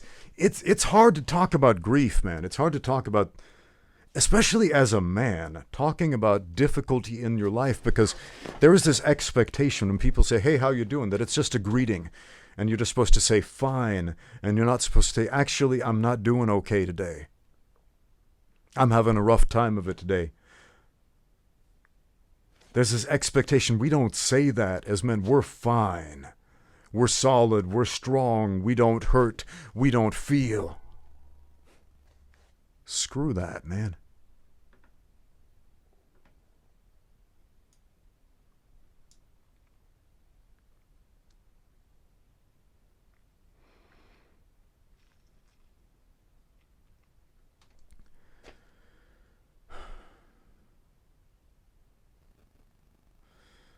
Man, Harry, our friend Harry, he's had 2 friends who died of alcohol poisoning. Killed themselves drinking too much. That is sad to hear, man. It is sad to hear. It is funny. Alcohol is one of the most dangerous drugs, one of the most highly abused drugs, and yet it's the most socially acceptable drug, probably more socially acceptable than cigarettes. Because in much of the Western world anyway, you can't smoke indoors. They have designated smoking areas. It's anathema, if you will. It's anathema, right? But drinking, people just kind of expect, "Oh yeah, let's go have a beer on the weekend. Let's go to the bar. Let's have a drink together." I don't drink. I never have. But I find it shocking that it has become so socially acceptable.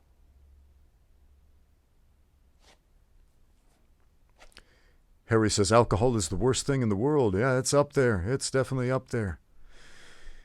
He stopped drinking when he was 27. Good. Good on you. It is poison, mystery man. You are correct. It's literal poison. It is literal poison. It does nothing good for you.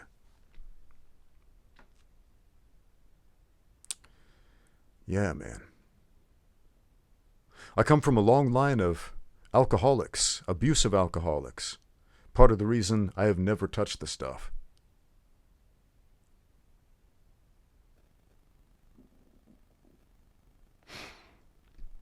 Because I've seen what it does.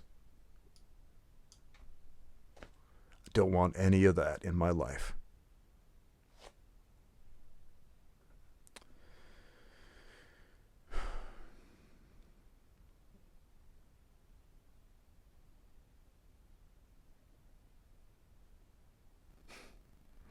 It's not too selfish to put on your own oxygen mask first, says Kyle Brett. Appreciate that, man. Wise words. Wise words.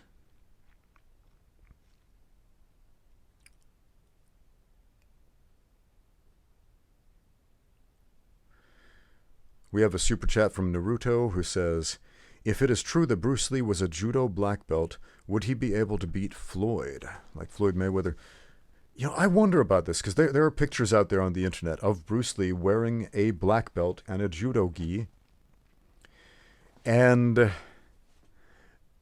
these pictures are contradictory to a number of stories that I heard. Now, I don't know if he was given the uniform as like a costume for the photo op, or if he was presented a legitimate black belt in judo. If you listen to Gene LaBelle's interviews, when Gene LaBelle met Bruce Lee, Bruce knew nothing about grappling, knew nothing about judo. Okay? Maybe some of you are more well-versed in the Bruce Lee lore than I am on this regard. I don't know the full story behind those pictures of Bruce Lee wearing the judo black belt. But according to Gene LaBelle, he didn't know anything about grappling before he started training with Judo Gene. And he didn't train with Judo Gene that long, not long enough to earn a legitimate judo black belt. Even if Bruce Lee was the most phenomenal, gifted judo athlete ever, he didn't train long enough to earn a black belt with Gene LaBelle. So I don't know what's going on there. I really don't know. I've seen black belts handed out like candy. I remember, this has happened a number of times, but I've visited a lot of Taekwondo academies. Taekwondo was my first martial art. And earning belts in the schools that I attended was difficult. It was challenging. There was a lot of work that went into these, a lot of time that went into these. And the first time I visited a Taekwondo McDojo daycare center, it shocked me to the core. There were a bunch of kids, and they were in the red belt, which is the highest colored belt in Olympic Taekwondo, right? WTF style, World Taekwondo style. They're wearing red belts. I'm thinking, that's kind of strange. These little kids have such a high rank. And I was shocked enough at that. And I thought, well, it's possible they're really good at the forms and whatever. Maybe they're junior black belt, poom belt candidates or whatever, but it doesn't seem right. And then it got worse. It got more shocking. You know what happened? The kids do their forms, and they're bad, and they're sloppy, and they're doing them wrong, and they're floundering. And I'm thinking, dang, these kids definitely don't deserve a red belt. They suck. I wouldn't even give them a yellow belt doing their forms like that. And then after they do these forms, and they struggle to not break some boards, they can't even successfully break the board, every one of these children in the room, like 20 of these kids who suck at Taekwondo, are presented with a black belt. Not a junior black belt, not the poom belt, but a black belt with their name embroidered on it. And my jaw drops. I'm like, no, it was bad enough that they're wearing the highest color colored belt. And now they are being presented with black belts. They're not even 15 years old. These are like 10, 11, 12-year-old kids. It's absurd. According to the modern WTF World Taekwondo standards, I think to be even considered for a black belt, not a poom belt, not the junior black belt, you have to be at least 16 years old. Maybe they changed that to 15, but when I was coming up, it had to be at least 16 to even be considered. And even then, most 16-year-olds didn't get it. It was generally adults got that rank. You had to be exceptionally talented and physically capable to earn a black belt as a teenager. They gave them to kids. The standards still say you can't do that, and they're doing it. And this is not an isolated incident. This has happened again and again. I visited all of these different Taekwondo schools for various reasons, sometimes doing a seminar or whatever. And they give out black belts to children. It's like, how did we get on this topic of black belts? We were answering a super chat. Let me back up here. Oh yeah, we were talking about Bruce Lee's black belt. So is it possible that Bruce Lee was one of those? Maybe. I don't know.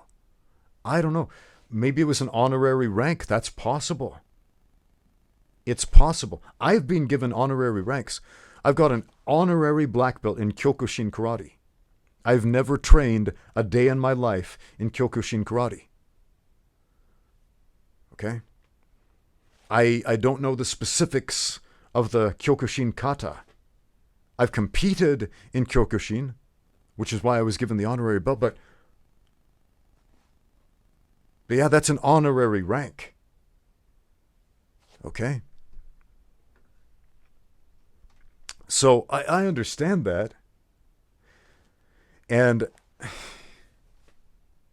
I have a friend, my friend Joseph, dude from Spain. He's a great dude, a great competitor in various combat sports. He is a Shotokan black belt, high-level Shotokan black belt, and he was given a honorary Taekwondo black belt. Because he showed up to, he trained with some friends of his who were Taekwondo black belts, and they basically said, look, your Taekwondo is legitimately as good as ours. Your kicks are legitimately as good as ours. You know the forms. Shotokan is similar enough to Taekwondo that you deserve this. Here's an honorary belt. That happens. And sometimes it happens like, oh, you're famous. Here's an honorary belt because you're famous. That's happened. That's happened a lot of times. You will bring recognition to our school and our style if we give you the belt. We'll scratch your back, you scratch ours. That might have been the case. I don't know. Does anybody know the full story of that picture of Bruce Lee wearing the judo black belt? I don't know.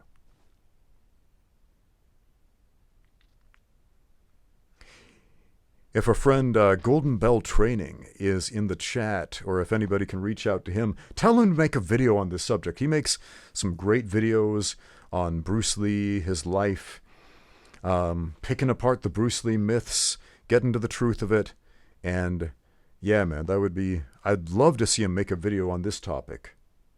Bruce Lee's judo black belt photos. What's the story behind it? I want to know. Sweet, we got a super chat from Ixender who says, we love you, Ramsey. My whole family is addicted to illegal drugs and half dead. Don't know how I avoided. Sorry, short, but these expensive. You got me into BJJ and changed my life. Much love, healing. Hey, man, thank you. Thank you for the kind words. Thanks for the super chat, man.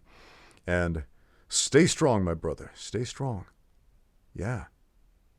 When everybody around you, your whole family, man, the people who should be positive examples to you, man, when they're engaged in destructive behavior, yeah, the temptation to follow suit can be tremendous. The idea of giving up can be tremendous. Yeah, I get it.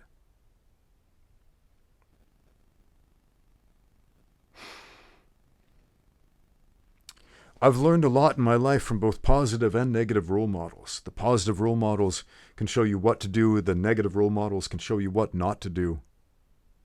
And can give you resolve to never do it because you see how they suffer from it. Both can be positive. We can be grateful for both. Of all of the 10 commandments, the one I struggled with the most was honor thy father and thy mother, that thy days may be long upon the earth. It's the only one of the 10 Commandments that comes with an attached appendage blessing there, that thy days may be long upon the earth. But honor thy father and thy mother. Mother, no problem. My mom was great. Very, very strict. Didn't like the spankings growing up, but man, my mom knew what was up. My dad, I didn't grow up with my dad. He left home when I was 2 years old. My folks split up, got divorced. My dad did some questionable things, and I remember growing up just feeling furious at him, feeling very angry at him, like, this guy, I hate him, I hate his guts, I'm so angry, I was so filled with rage about this as a child, man. And when I would read the Bible, when I would read the 10 Commandments, I would think, thou shalt not kill, check, no problem with that. Thou shalt not steal, check. Love the Lord thy God above all else, check. Honor thy father and mother. How the heck am I supposed to honor this guy when I'm so mad at him? And you know what? You didn't ask the question, but I'm going to answer it for you. Even if your family is setting a bad example, even if they're not helping you out, you can honor them through your life. You can honor them by doing the right thing. You can honor them by learning from their mistakes. You can honor them by doing better, by breaking the cycle of abuse. And that's the best legacy any child can leave for their father, even if they weren't the best dad. Naruto sends in another super chat. What do you think about the Crusaders? The Crusaders, as in the Crusades from the Middle Ages. Is that what we're talking about? Let's talk about the Crusades. So when discussions of religion come up, there's this really stupid talking point. Some people come up and say, all religions are just excuses for wars, and all the wars in the world are caused by religion, and more death and destruction has happened because of religion than anything else. And you ask them, like, what wars are you talking about? The Crusades, of course. Like, really? Really? The Crusades killed more people than World War II, World War I, than Mao Zedong, than Hitler, than Stalin, than any of these guys? Than the American Civil War? The Crusade? Come on, guys. Wars are fought over political interests. They're fought over wealth, the pursuit of wealth and power. That is why wars are fought. So as far as the Crusades, and there were a number of different ones that happened over the course of like 300 years, 250, 300 years, something like that. Soldiers from knights, etc., from various parts of medieval Europe were sent over to the Near East, to the Holy Land, etc., to try to rid the Holy Land of the infidels, etc. And these illiterate people who had never read the Bible because it wasn't published, it wasn't allowed to be published under penalty of death, were told this is God's will because the king speaks for God. This is what they're told in the Middle Ages. The king is appointed by God because we say so. How do we know that? Because we say so. People couldn't read the Bible. They couldn't read the actual book of Kings, where the prophet Samuel says, hey guys, it's not a good idea to have a king, because if he falls into unrighteous rule, you're in for a world of hurt. Not a good idea. Yeah, the kings of medieval Europe did not want that information getting out. It was in their best interest to keep people illiterate and stupid. And so they tell people the king speaks for God. The king was anointed by God. And so God wants you to go fight this war. Go do it.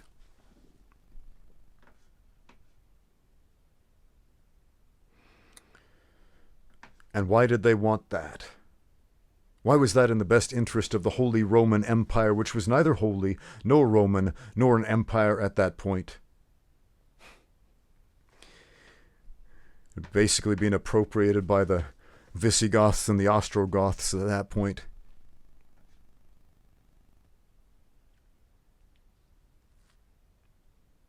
Why? Because they wanted power and they wanted wealth. The reason wars are fought today, the reason warmongers do it today, to this day. Okay? I don't think the Bible endorses monarchy. No, it does the opposite of endorsing monarchy. It shows you the foibles of monarchy. It shows you what's wrong with monarchy. It literally speaks out against monarchy. Have you not read the words of the prophet Samuel? Go give that a read. If you think for a minute the Bible endorses monarchy, you've never read the Bible. And if you have read it, you didn't pay attention.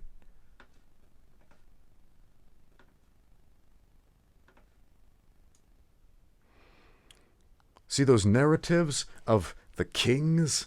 King Solomon, King David, these kings who at first it seemed like, oh, he's wise, he's powerful, he's a good king.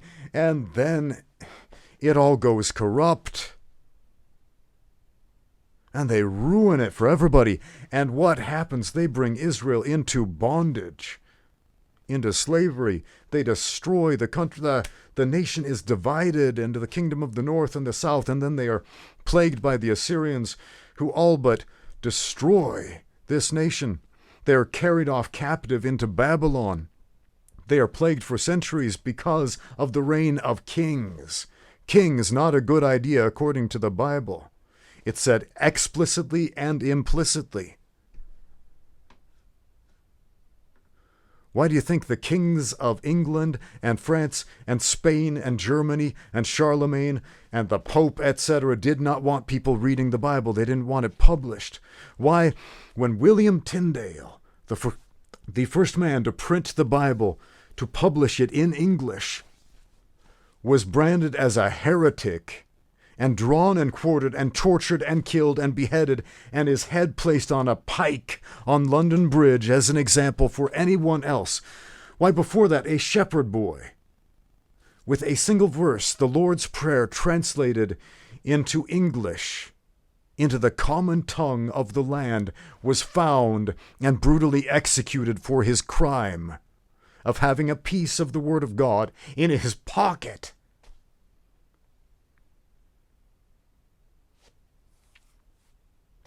Because they wanted to keep people illiterate, ill-informed, and stupid. That's what the devil wants, friends, to keep you illiterate, ill-informed, and stupid. Man, I got a pretty impassioned video about this on my other channel, Ramsey Dewey on Religion and Philosophy. Go check that one out.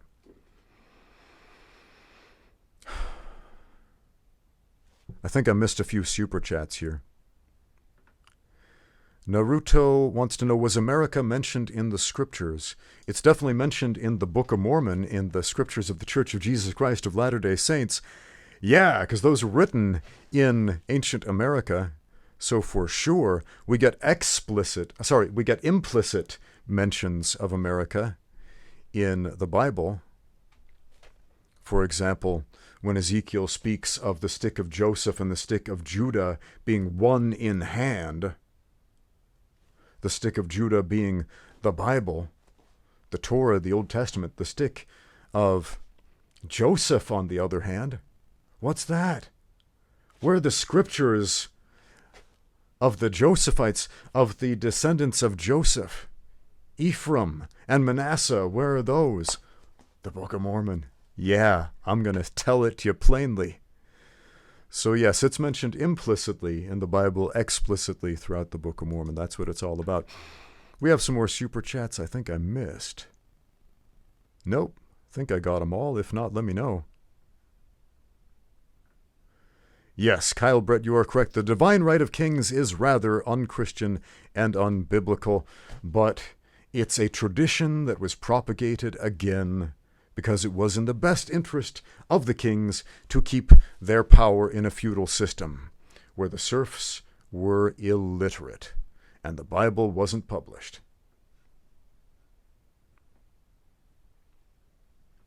And the only people who could read it were on the payroll. In other words, the clergy.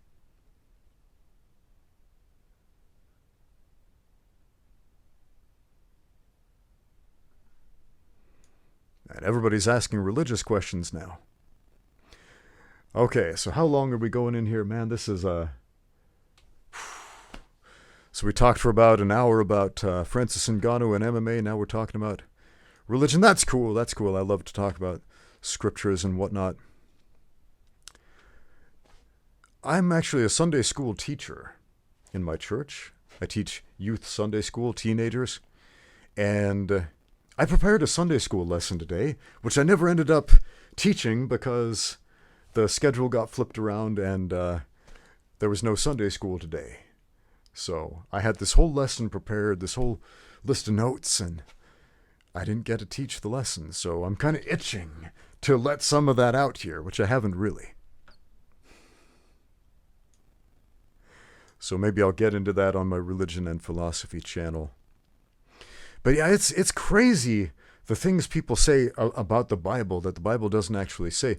Like, here's a common one. People who hate Christianity, who hate the Bible, who hate God, and want to trivialize it will say, oh, well, the epistles of Paul support slavery.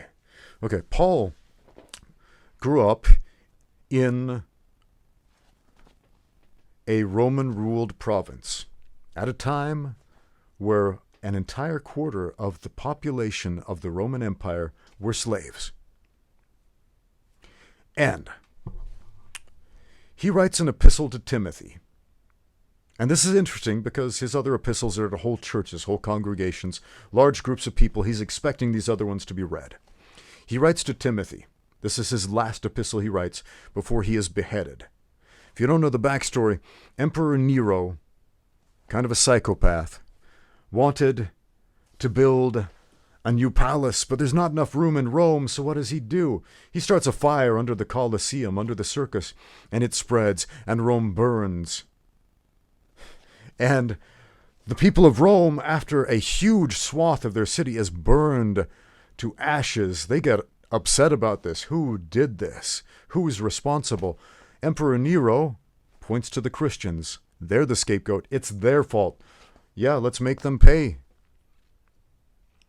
And so they send the Christians to the Colosseums to face wild animals and to be torn to pieces. They hunt down Peter and Paul. They crucify Peter upside down. They decapitate Paul after having a mock trial. And no matter what he says, he can never prove his innocence. And the last thing he does before he's executed, he writes a couple of letters. He writes one to Timothy, he writes one to Titus, and he writes one to, what's his name? Philemon. Okay. Philemon was a slave owner. He owned a slave, I don't remember his slave's name, but that slave escapes and makes it all the way to Rome. And he meets up with Paul, and Paul preaches the gospel to him, and the slave is baptized and joins the church of Jesus Christ.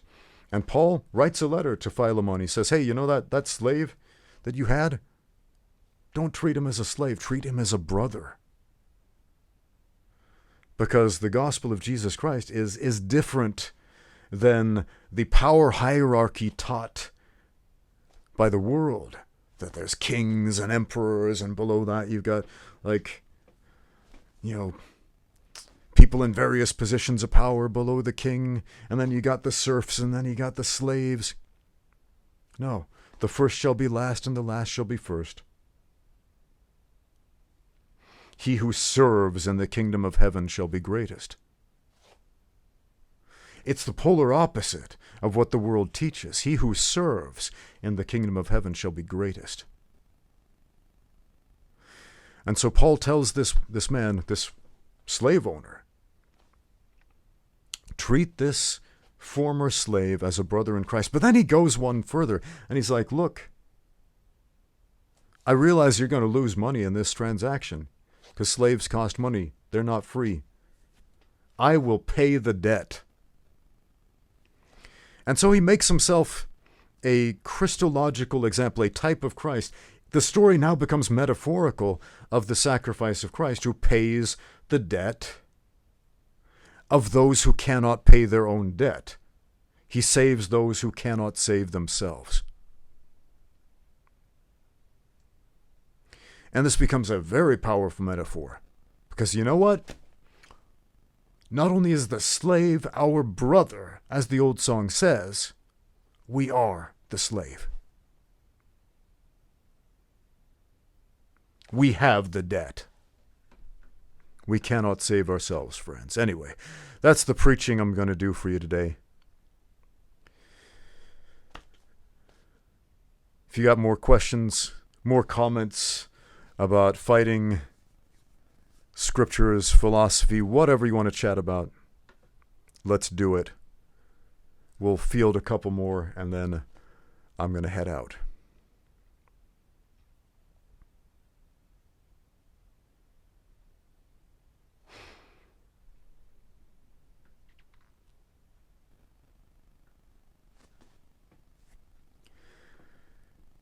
Yeah, Bob Mango is bringing back up the Ngannou fight. Yeah, he says Ngannou won that fight easy. And that's perfectly understandable. Now, let's go back to that fight and the judging for a minute. If we didn't have judges, and you just watched the fight and you didn't hear the decision, I think a huge percentage of the viewers would say, yeah, Ngannou won that fight easy. His punches knocked him down, knocked him back, had a visible effect. There was visible damage. He looked better in the fight, etc., etc. That's understandable. Yeah. There was, I don't have a lot of footage of my old professional fights. There was one kickboxing match I did that I uploaded to my YouTube channel.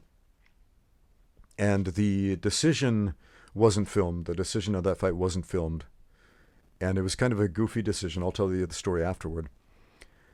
But I got a number of comments saying, well, who won? And I said, well, if you can't tell, then why does it matter? If you can't tell who won after watching a fight, why does it matter? If most people watch a fight and they think, well, this guy obviously won, it's pretty obvious. And most people watch the fight and they're like, oh, well. Then who won that fight? Fighting it's not a democracy. But if we're going to turn it into a sport, then we've got to have a way to judge it. Jean Tier sends in a super chat, any tips on how to properly hold an overweight cat? Yeah, keep the claws away from you. So don't hold the overweight cat with the face and the claws toward you. That will end catastrophically because the body weight of the cat will press down onto your hands and the bony protrusions of your hands will start to hurt the cat. It will start to resent you. It will want to get free. It will begin to wriggle. The claws will come out and turn you into a pincushion. So hold the overweight cat away from you.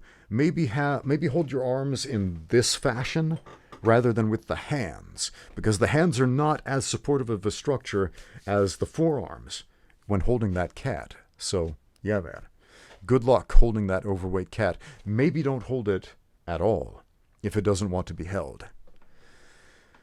Cats are like that. They, even the tamest, nicest cat, you can be petting it, it'll be purring, acting like it loves you, then all of a sudden, it'll come after you. My wife was petting a cat a while ago. It seems like the nicest, friendliest cat. It's purring. She's petting it. It's acting very loving. All of a sudden, it bites her right in the nose. Cats are like that. All right, this is an interesting question from Kyle Brett. Will the MMA heavyweight champion replace the boxing heavyweight champion as the perceived champion of the world within 50 years? Yeah, I would say so. Probably less than 50 years. I would say give it 20 years and Now, I don't know if it's going to be the heavyweight champion. That's a good question. Because for the longest time, the heavyweight champion of boxing was touted as, the baddest man on the planet. That's the guy to be. That's the guy to beat. Okay? Even since before the days of Jack Dempsey, man. Even when we had little dudes fighting the heavyweight division, that was the coveted spot, man.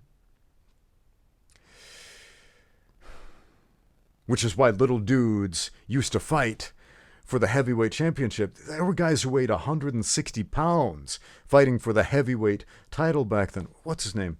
The Canadian, like the only Canadian heavyweight world champion. What was his name? I'm blanking on it. He fought... Again, I've been punched in the head too many times. I'm forgetting all the names now. He fought Jack Johnson.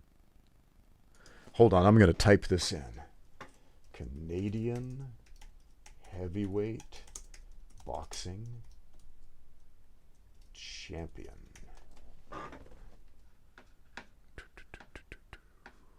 Where Tommy Burns, that's the guy. So Tommy Burns weighed he was not a heavyweight by modern standards at all. He weighed 160 to 170 pounds when he fought Jack Johnson. And I love Tommy Burns. He did something incredibly unpopular back in the day, man. Back in the day, the heavyweight boxing championship of the world was considered a white thing. There was racial segregation. There was a racism, man. And people wanted boxing to be segregated. There were black boxers, but they were not allowed to compete for the heavyweight title. And man, Tommy Burns, I love this guy, dude. He was so cool because back in the day, when he did not have to fight a black boxer. He did not have to fight this dude, man. And he says, look, it doesn't matter what color the guy is. If I can't beat him, I am not a legitimate world champion. I have to do this fight if I am going to have any respect for myself. And he fights Jack Johnson, and Jack Johnson mollywumps. He's fighting a dude like twice his size. At least that's what it looks like. It looks like a little kid fighting his dad. So much respect for Tommy Burns for taking this fight. He did not have to. He got mollywomped, man. He got lambasted and mollywomped. The only Canadian-born champion, the smallest heavyweight champion of all time, and a man of integrity, right? In an era where he was booed. He was booed for accepting this fight with an African-American man at a point in history where that was not the popular thing to do. Man. We missed a super chat by Naruto. He said, how do we know which religion to choose? Ask God about that. God knows. God knows. You want to worship God? Ask God how to worship him. He knows. If you don't believe that, then do you actually believe in God? Think about that. The all-powerful Almighty, is he capable of answering a simple question? Is he asleep? Do you remember the story of Elijah and the priests of Baal? And the priests of Baal are doing their thing under the rule of King Ahab and Queen Jezebel. They're being wicked. And Elijah comes up and he says, you know what? I challenge you to a contest. We will make a sacrifice. And they're like, okay, yeah, we'll do that. And they start getting some wood. And he's like, nope, no wood, no fire. You have to pray to your God to send down the fire from heaven. And they're like, well, what? Well, don't you believe your God is real? Well, yeah, of course Baal is real. So all day long they cry unto Baal, send down the fire. It doesn't happen. And then Elijah, to drive the point home, takes multiple buckets of water. And this is during a drought, too. And so people don't like what they're seeing. You're wasting all that water. He's dumping it all over the sacrifice to make it as wet and unburnable as possible, to make everybody know this is legit, this is real. And the first thing he does is he thanks God. He doesn't say, send down fire from heaven. He says, I thank you for my struggle. I thank you for the fact that for all these years, these last few years, I've been living out in the wilderness, suffering and starving. I appreciate that and everything I've learned from it. And I thank you for this opportunity now.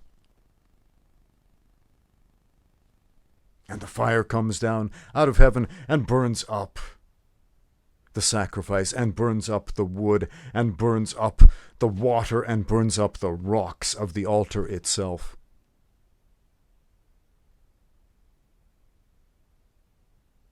It's a rad story. Why do I tell that story in relation to the question? What was that question again? Let me back up. How do we know which religion to choose? So while this contest is taking place, while the priests of Baal are trying to call upon their God to send down fire, Elijah mocks them, and he says, maybe your God is sleeping. Maybe Baal went for a walk and he can't hear you. Shout a little bit louder. Maybe that's what you need. So you ask that question, how do you know which religion is true? Is God sleeping?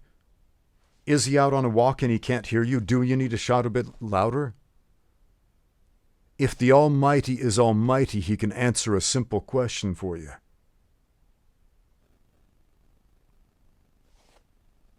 I'd be happy to tell you which one it is. But as we were discussing before, you appreciate the answer so much more when you find it yourself. Because I can tell you my truth and you can think, well, that sounds silly. If you find the truth yourself, that's when it becomes meaningful. That's when it becomes important. That's when it becomes transformative.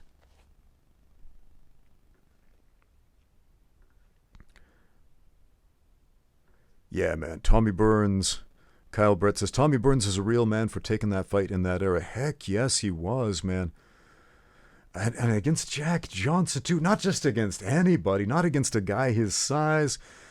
But against not just the best of the best in that era, but the biggest of the biggest. People were a lot smaller back then. People were a lot smaller back then, on average. And Jack Johnson was over 6 feet tall, which, you know, by today's standards, we see people over 6 feet tall all the time. But back then, nah, man. A dude my size would have been a giant. They would have been like,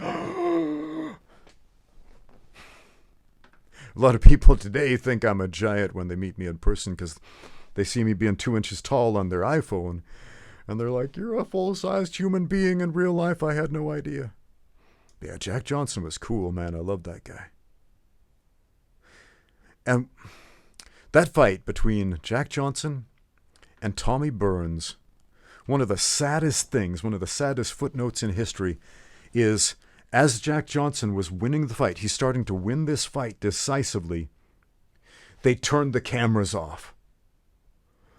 These bigoted people running the cameras, they're like, we can't have this. We can't let the world know that a black man beat the white champion. We can't have this. And so they destroy the opportunity to see how this fight concluded.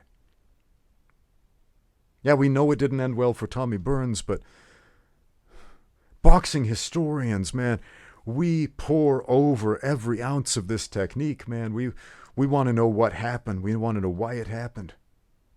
There is precious little footage from the early era of boxing, man. There is precious little, and the fact that they turned off the cameras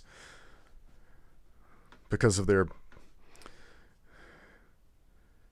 prejudices, it infuriates me, man. It infuriates me.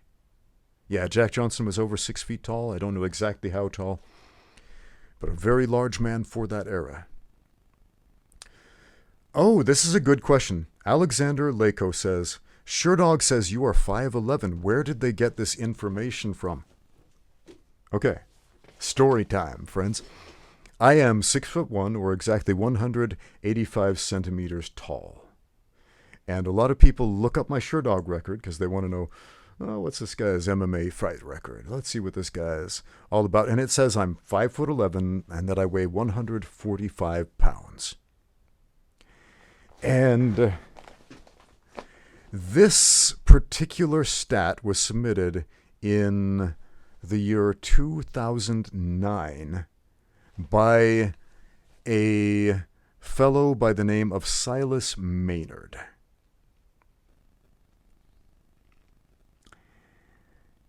And if you don't know that name, you shouldn't.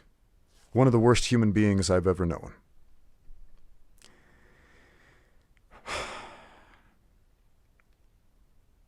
I don't want to go into too much detail about this, but when I first moved here to Shanghai, he was one of the few human beings I met who actually knew what MMA stood for. He had a couple of amateur MMA fights, and he was training in MMA. He had a website about MMA, and I found him from his website, and we met up and we did some training, and we said, hey, what if we open up a gym?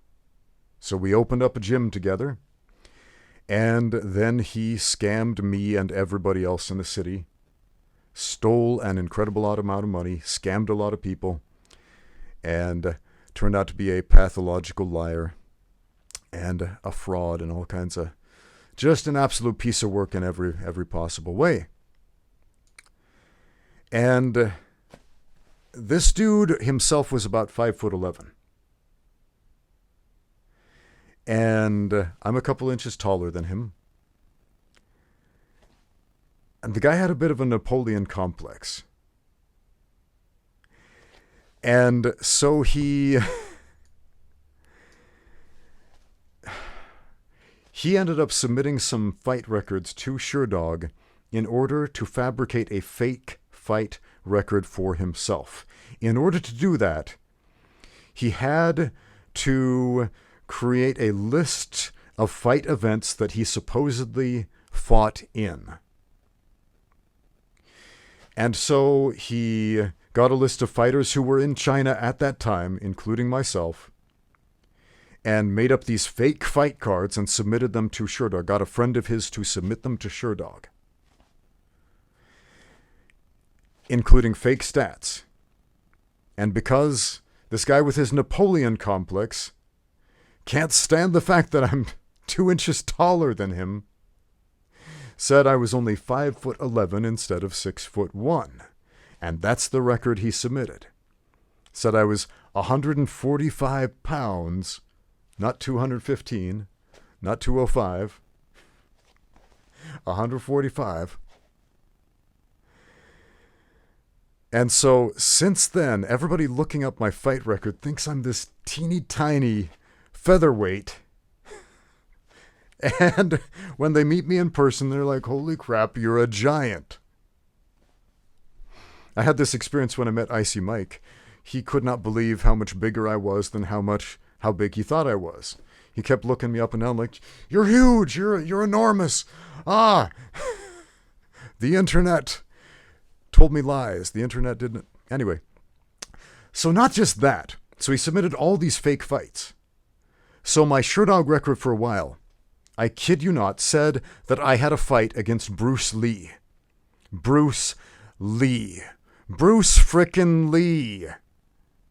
It said that I lost a fight against Bruce Lee via armbar. I am not making that up. Against Li Xiaolong, that's Bruce Lee in Chinese. I kid you not. My Sherdog record for about 4 months said that I had a fight with Bruce Lee and I lost via armbar. So I check my Sherdog record, and all of a sudden there are all of these fake fights I've never been in against these made-up fighters, including Bruce Lee, not Bruce Law, Bruce Lee. And I look up these alleged events that happened that never happened, and some of the other guys on these fake fight cards, and I contact them. I'm like, hey, do you know about this? And one of my friends who's on this fake fight card, he's like, no, what the heck, man? This guy put a loss on my record that never happened. Anyway, so like about 6 of us contact Sherdog with like actual corroborating witnesses and so on of what really happened. And we're like, dude, these are fake fights. This guy is putting these on there in order to pad his record. This amateur fighter with like 2 amateur wins and 3 amateur losses, something like that, is trying to convince the world that he's got like this undefeated streak of knockouts in MMA. This guy was an absolute sociopath, man. Anyway, we got the fight records amended. Unfortunately, I didn't get most of my real fights on Sherdog. They just have all of the ones I did outside of China on there. Only one of the fights I did in China is recorded on Sherdog. About 10 of my MMA fights are not listed on Sherdog, 10 of the real ones. But I had about 10 fake ones on there for a while. Anyway, so this dude, Silas, he hated my guts so much. He put this list of fake losing fights on there. He had listed me shorter than I actually am, etc., to try to tarnish my reputation. And he would just publish so much nonsense online. Anyway, this dude eventually gets deported from China for all kinds of illegal crap he's doing. Drug dealing, pornography, all kinds of stuff, all kinds of crazy stuff, lying, embezzlement, fraud, and so on. Just like the worst human being. I might do a podcast about this in the future with a friend of mine who got scammed by this dude, man. There's a lot of pent-up frustration. There's a lot of pent-up frustration. We had a conversation about it a while back, this friend of mine, he said, there are 3 people in this world I would fight on sight, and that's one of them. Okay, I think I missed a... So that is why my Sherdog record says 5'11" instead of 6'1". So I asked them to change my vital stats, like, okay, you got the vital stats wrong too, as well as the fight records. They wouldn't reply to that. So Sherdog has... I've even sent them, like... me holding up the measuring tape, standing next to recognizable landmarks and so on. And they still won't change it, no matter what I do. They will not change my vital stats on Sherdog. It's so stupid.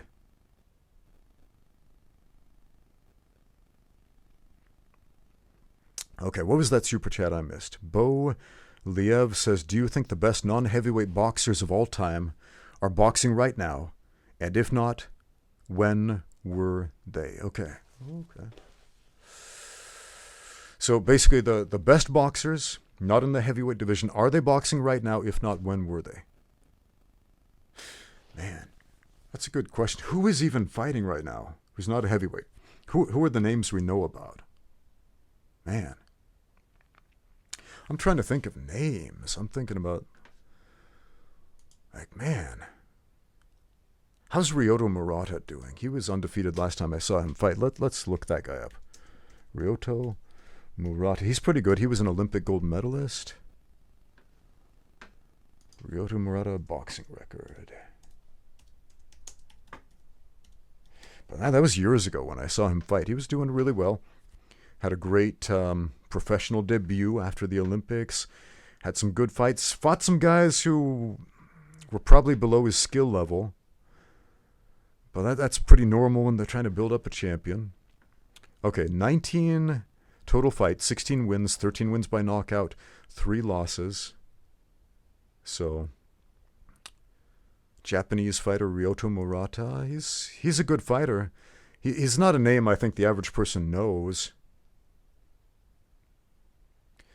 But yeah, very, very good boxer. Is he... Let's see, what's his weight class? Dude, 6 feet tall... 75-inch reach, 37 years old, orthodox fighter. What's his weight class? Come on, internet, tell me his weight class. Anyway, is he one of the all-time greats? Probably not. He's very, very good. He could teach all of us a lot about boxing. I've learned a ton about defensive boxing, watching Ryota Murata. He is one of my favorite fighters, and there's a lot I've gleaned from watching his fights that I've managed to implement into my game and what I teach my fighters. So maybe not one of the boxing greats, but he's certainly taught me a lot of important lessons. If you ask boxing historians, they'll sing the praises of Sugar Ray Robinson and Sugar Ray Leonard. Man, the Sugar Rays, dude. And rightfully so. Those dudes were amazing. Those dudes were incredible. We have a friend from Israel who says, what is the air quality like in China? Depends on the city. When I first got to Shanghai, the air quality was terrible. Today, it's actually pretty good. Because they've made some substantial changes here in the city of Shanghai, specifically regarding air quality, pollution, etc. So right now, it's pretty dang good here in Shanghai. That was not the case when I first got here. When I first got here, I'd be like blowing my nose and black stuff would come out. Now, not too bad, man. They've cleaned up the air a lot. Like everybody drives electric cars here. It's gas-powered vehicles are the exception, not the norm. They changed a lot of policies regarding pollution outputs from factories in the area. So, yeah, they cleaned up the city of Shanghai a lot as far as pollution. Other cities, it's different. It depends on the city.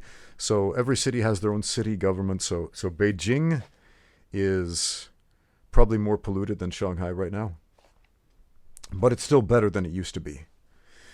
Bob Mango says, can you speak fluent Chinese? I don't know how many times I've answered this question here on this channel. No, my Chinese sucks.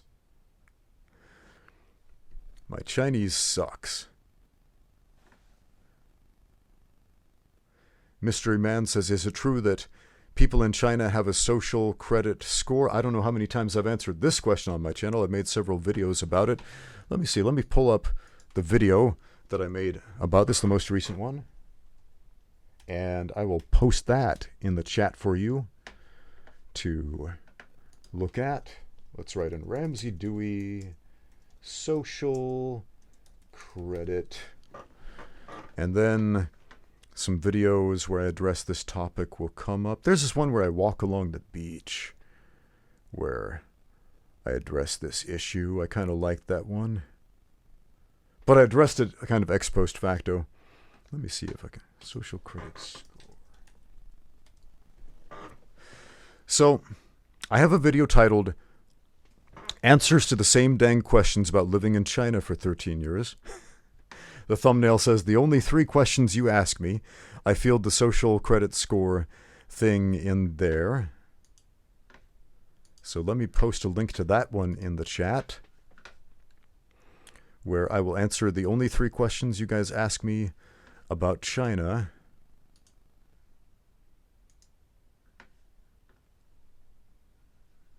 Come on, internet. We got a slow lull here on the internet. Okay, let me copy that. Okay, here we go. Here's your video, where I will answer the only 3 questions you ever ask me about living in China. Social credit, do I speak Chinese, and I forget the other ones were. Yeah, that's the video about vegans eating jellyfish. Yes. So let me Google Ramsey Dewey and jellyfish. That's a good video too. I like that one.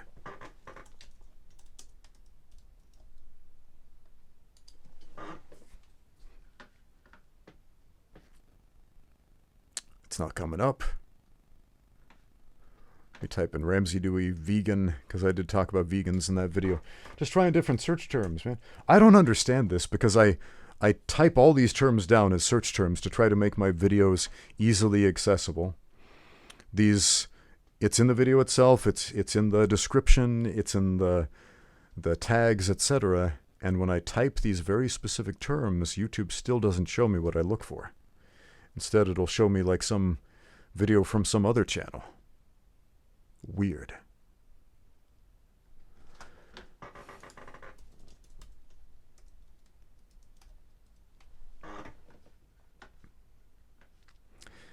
So anyway, if you find my video where I'm walking along the beach talking about jellyfish and vegans and social credit scores, you'll have to backtrack through my catalog of videos to find that. That's one of the problems with having a channel as old as mine is. I've been doing YouTube for like 16 years, and so I have thousands of videos. Not all of them are public, but I got thousands of videos, and so it can be hard to sift through this stuff.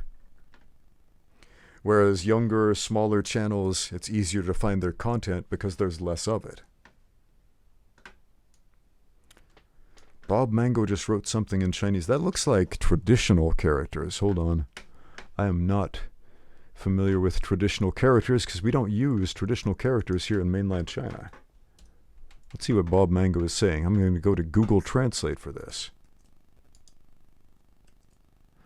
See, I know enough about traditional characters to recognize the difference between simplified, Ollie level.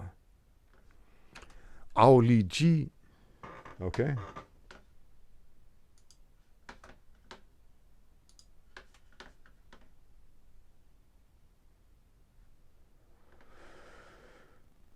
Okay. RK says, if I came to China as a single man from London, would Asian women be interested? Women in London are not classy anymore. Well, I don't know. Are you an interesting guy? If you're an interesting guy, women might be interested in you. And if you're not, maybe not.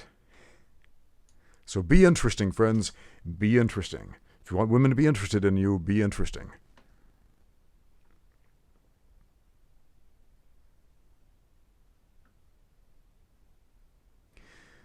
But yes, Funded Trading Tutorials says, RK, cultural differences make those relationships tough if you are not going to assimilate. Yeah, so if you want a serious relationship with somebody from a radically different culture from yours, who speaks a very different language from yours, etc., then there are some extra layers of complexity in that relationship besides the regular layers of complexity of a relationship.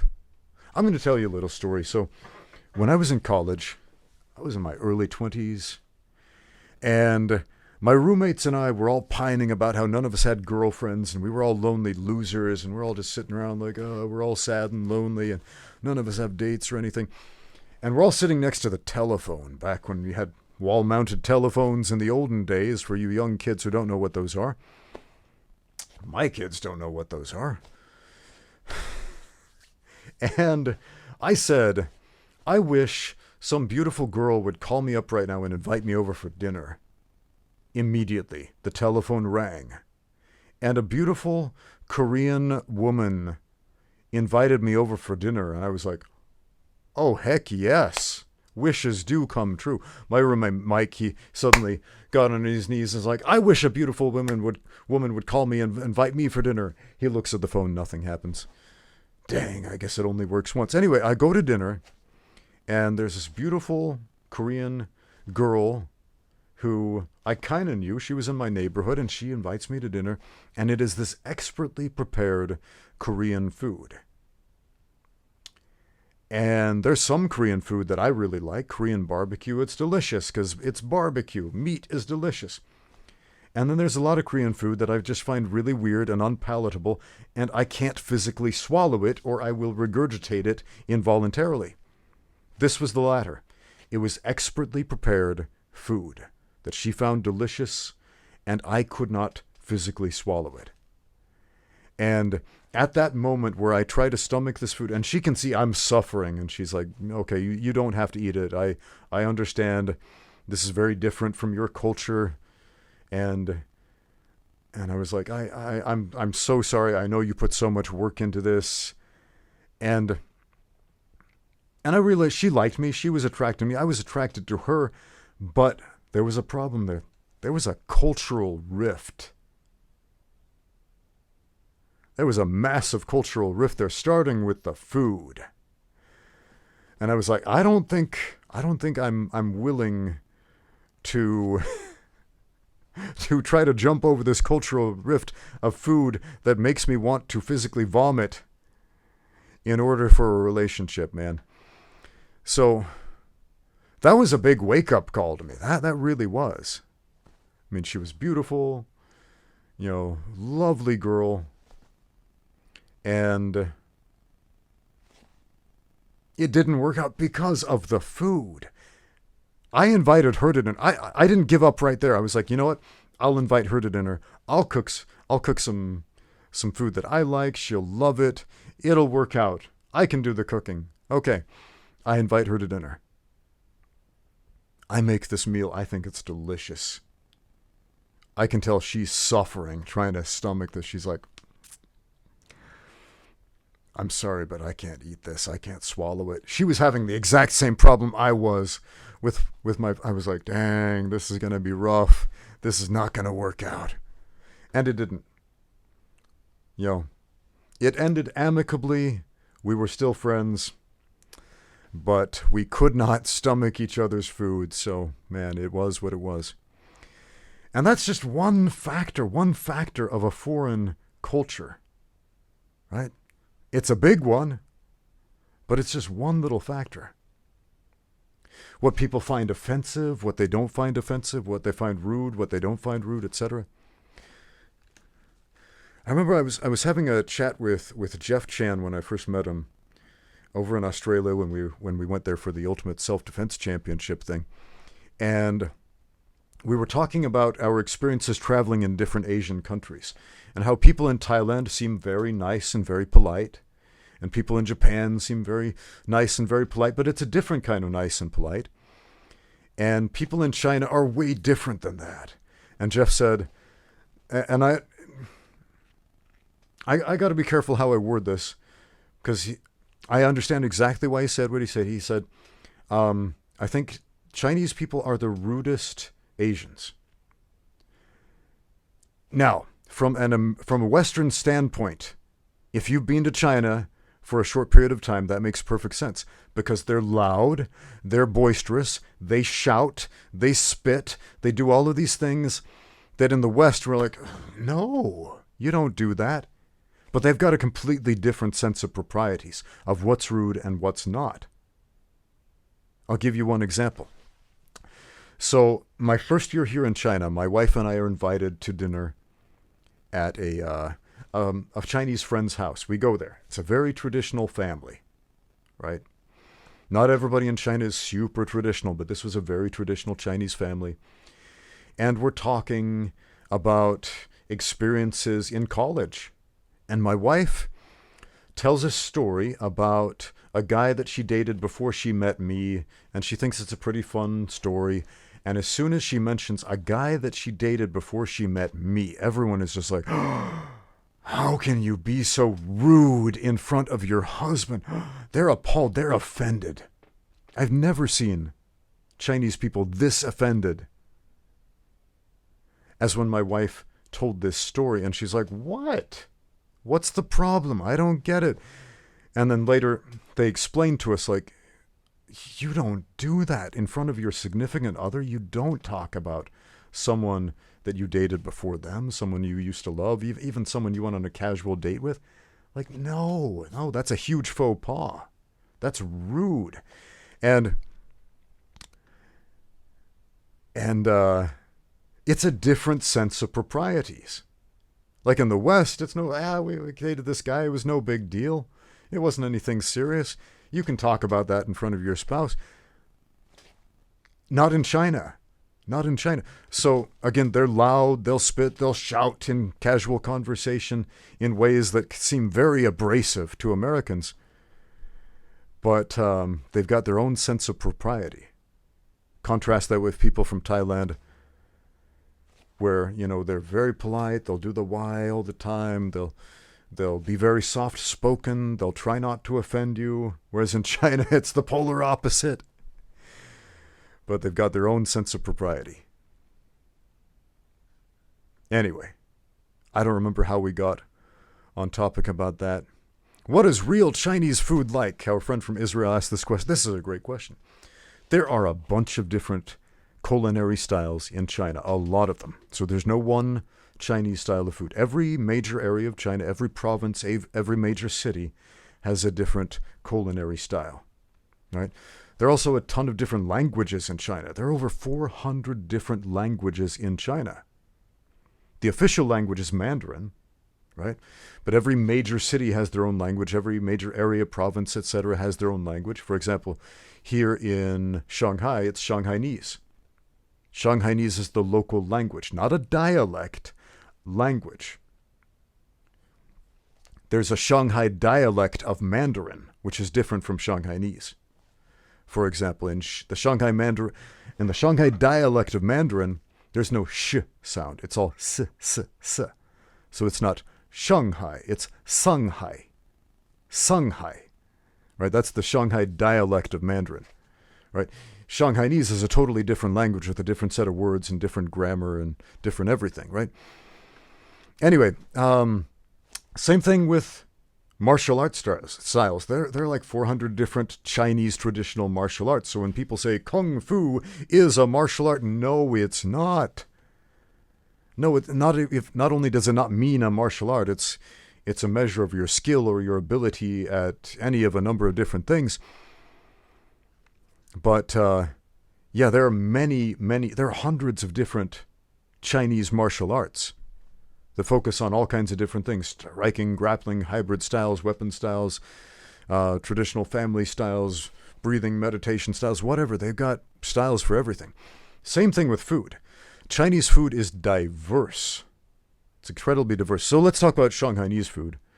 Because, here in Shanghai, it's great because you can get food from all around the country. They've got restaurants that have styles of food from everywhere. Beijing restaurants, Hong Kong restaurants, Taiwan restaurants, restaurants from Hebei, restaurants from Sichuan, etc. Shanghainese food tends to be sweeter than most other Chinese food.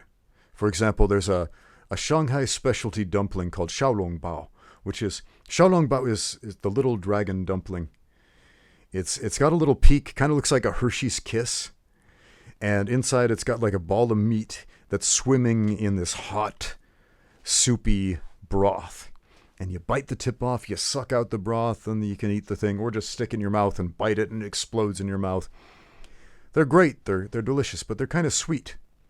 So if you eat a more standard jiaozi, like the pot sticker type of dumpling, it's not sweet like the xiaolongbao. Okay? If you go to Sichuan, for example, the food is a lot spicier, like a lot spicier. They love spicy food. If you love hot, spicy stuff that makes your mouth burn, that's where you go. Okay. Anyway, so there are all kinds of different Chinese food. I ate at a Chinese restaurant a while back that kind of surprised me because they served like this hybrid between Beijing style food and what's the province? Shandong style food, Shandong province style food. And in Shandong, they don't eat rice.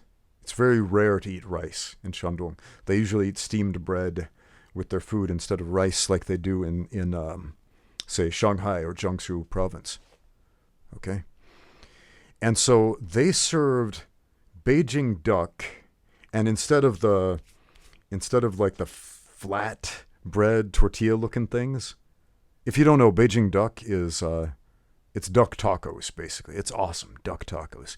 You got duck slices put in like this tortilla looking thing, cucumber slices, some onions, and some brown tangy sweet sauce, and you eat that kind of like a taco, right? They served it in the Shandong style steamed bread, which was weird. It was tasty, but it was weird. I'd never had it that way before. The Will to Fight sends in a super chat, thank you very much, and says, if you could have a fantasy fight, what two fighters would you pick? Okay. You know what? The fighter I was the saddest when he retired, and I know this is old news now, but Genki Sudo, when he retired from the UFC after his first UFC fight. He had this tremendous run in a bunch of combat sports in Japan. Awesome fighter, super entertaining. Had a UFC fight. He won the fight, brought out his flag with all the flags of the world saying, "We are all one," spreading that amazing message. And then he announces his retirement. He's going to go be a monk and then a rock star, then a politician. And I was like, I wanted to see that guy compete some more, but I get it. I get it. He understood there were other things he wanted to do with his life. Good for him. But Genki Sudo, I wanted to see him fight again. I don't know who I wanted to see him fight. I guess I just wanted to see him fight anybody. I wanted to see him style on some people, but let's see. Who was fighting in the UFC when Genki Sudo when he had that retirement fight? Let me look that up, and I'll give you a name of what would have been a good matchup. Okay. When was that retirement?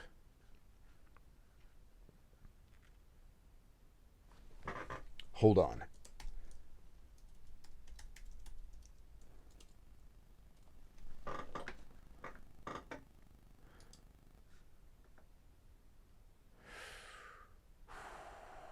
When was that?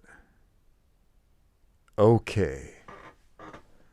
Oh, it actually wasn't in the UFC.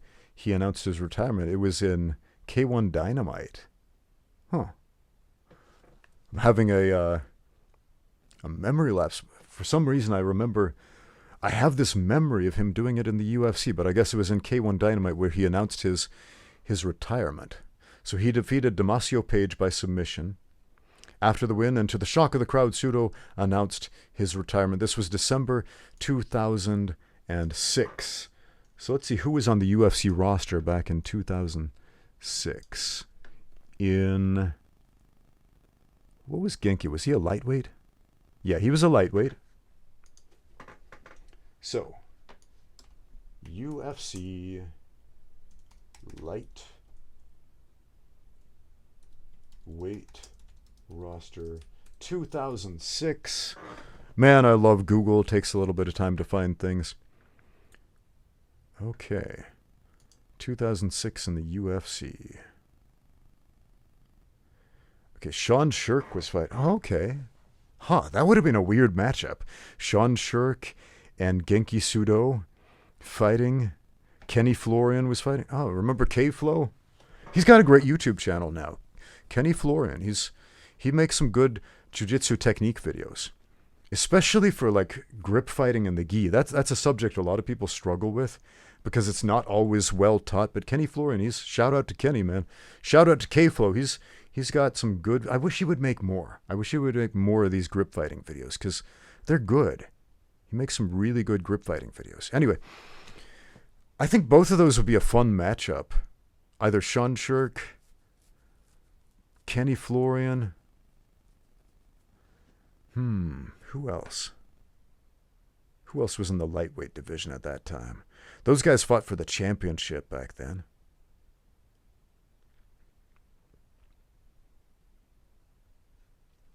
Man, I don't know. That's all the internet's given me. Those two names.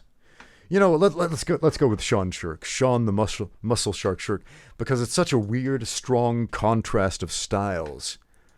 And styles make fights. That would... Okay, yeah. I don't think Genki Sudo ever fought a wrestler like Sean Sherk. His stand-up was just super rigid and stiff. Genki could have absolutely styled him with the stand-up, but the wrestling aspect of that fight would have been very revealing, extremely revealing about Genki's skill level, because he's very fondly remembered as the guy who was able to style on people and made these amazing entrances and so on. And a fight like that might have exposed him or might have shown everybody, hey, this guy is a legit grappler, right? Not just a showman. So, yeah, there we go. Genki Sudo versus Sean Sherk in 2006. That would have been cool. We've got one more super chat from Naruto who says, do you know any UFC fighters from Utah? Yes, I do. I know Jeremy Horn, for example. He's in Utah. Who else do I know from Utah? I used to live in Utah. I went to college at Brigham Young University after I graduated. I lived in Salt Lake City, in Murray, Utah. I opened up a gym there. I did some fights in Utah, competed in a show called The Ultimate Combat Experience, where pretty much every fighter from Utah who made it to the UFC competed, like Ramsey Ninjum, the only other Ramsey out there in the world, also an MMA fighter. He fought in the Ultimate Combat Experience. I only met Ramsey Ninjum once, and our conversation was pretty short. It was like, so your name's Ramsey too, huh? And we were like, yeah. And we both looked at each other and just nodded like, yeah, we both know exactly what it's like growing up with this weird name, man. I know, I feel your pain, I understand. Nothing else needs to be said. Who else? I know, I know, how many fighters do I know from Utah? Sean O'Connell. Wait, did Sean ever fight in the... Yeah, he did. So Sean O'Connell, if you remember, Sean O'Connell, he fought in the UFC several times. If you don't know who this guy is, look up funny pre-fight weigh-ins fighter or something like that. And there's this whole reel of Sean O'Connell doing these funny things pre-fight. Like his opponent's out there with his fists up and Sean does rock, paper, scissors on the guy. Or the guy comes out looking all mad and Sean pulls out a bouquet of flowers. Or they're right after the weigh-ins and they're both dehydrated and they both pull out their sports drinks and cross arms and drink at the same time. And just funny stuff like that. Sean is he's a funny guy. He's a great fighter.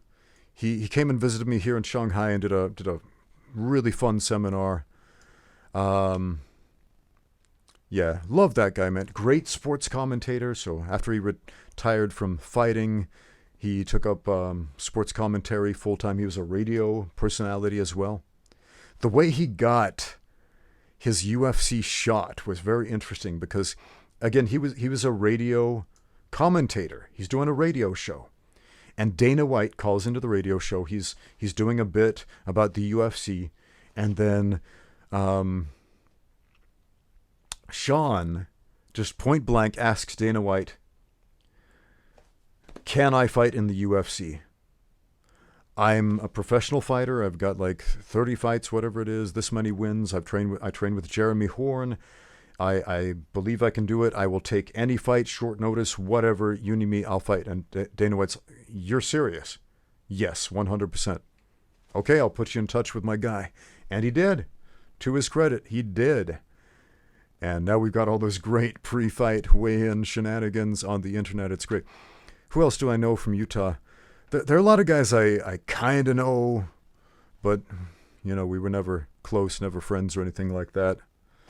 Who else fought in the UFC from Utah? Man, there are a bunch of guys. Brandon Melendez fought in the UFC for a while. DeMarcus Johnson fought in the UFC for a while. Anyway, I don't know if these names mean anything to you. Man, I was so sad to see DeMarcus Johnson get cut from the UFC. He was fighting, blanking on the dude's name. Both really good fighters. Both guys I enjoyed watching. Both super exciting fighters. Court McGee, yeah. Man, I love Court McGee. He's the coolest guy, man. Man, great story, man. Great story. And he tells that story so many times because he doesn't want anybody to forget. Court struggled with addiction.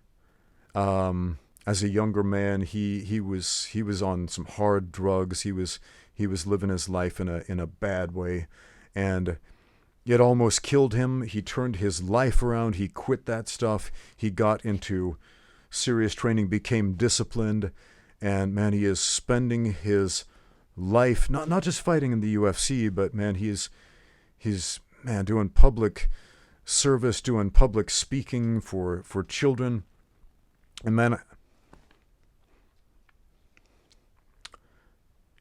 In the wake of the fact that my niece, my 15-year-old niece, just died of a drug overdose, man, this is a message that is needed in the world today, man.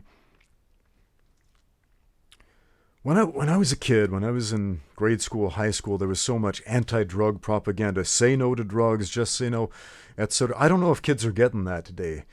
Like, I was We were terrified of drugs, man. It was like, you do drugs, it's gonna, yeah, man. We were terrified of them.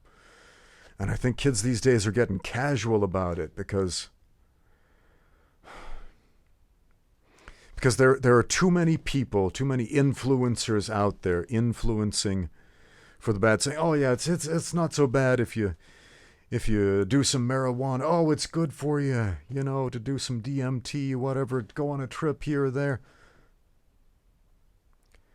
What a terribly irresponsible message to spread to children who don't know any better, man. What a terribly irresponsible message to send to children who don't know how to control themselves. To a girl who weighs 100 pounds who doesn't know what an overdose is going to be and doesn't wake up the next morning. Screw that, man.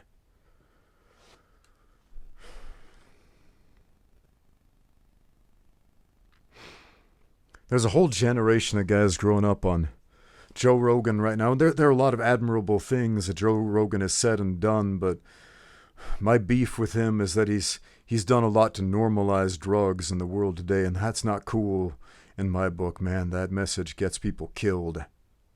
So Court McGee, fighter from Utah, UFC fighter from Utah, spreading the antithesis of that message. Drugs are not good, man. It's not good. Listen to his story, man. Listen to one of his public speeches. You can hear some of them on the internet. If not, get a hold of him. I'm sure he'd be happy to tell you his story if you are struggling with that. Okay, or if you know somebody who is. Man, that guy went from death's door, having his life in the toilet, to being a legitimate UFC contender, man. He's got children. He's teaching his sons the right way to live right now. He's got a wife. He's got a home. Man, I would love to go on Joe Rogan's podcast. I would love to call him to repentance for his wicked ways, man. I would love to preach the gospel to him and hand him a copy of the Book of Mormon and preach Jesus to him. That's what I would love to do. So Bob Mango, I'm right there with you.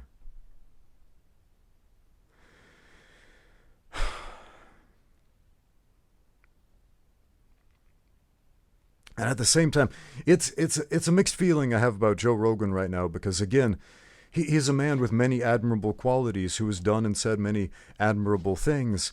And at the same time, once again, the fact that he's normalized drugs, especially with the youth, infuriates me. At this point in my life, it just makes me so pissed off and wants me to wreck stuff, man. It wants me to wreck people. Makes me want to wreck people.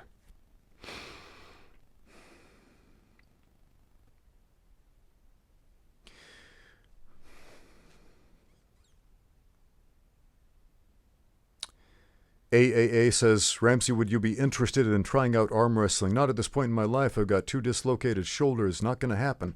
It's like a miniature martial art that is combative. And I know arm wrestling, man. Yeah. I understand the technique behind it and the type of strength and athletic specificity that is required for it, but that's not going to happen with dislocated shoulders. Not going to happen.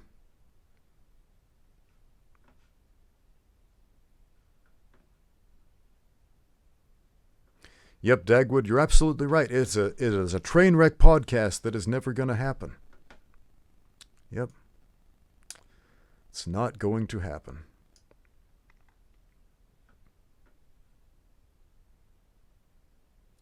How did I dislocate my other shoulder? The most recent one. Let's talk about that.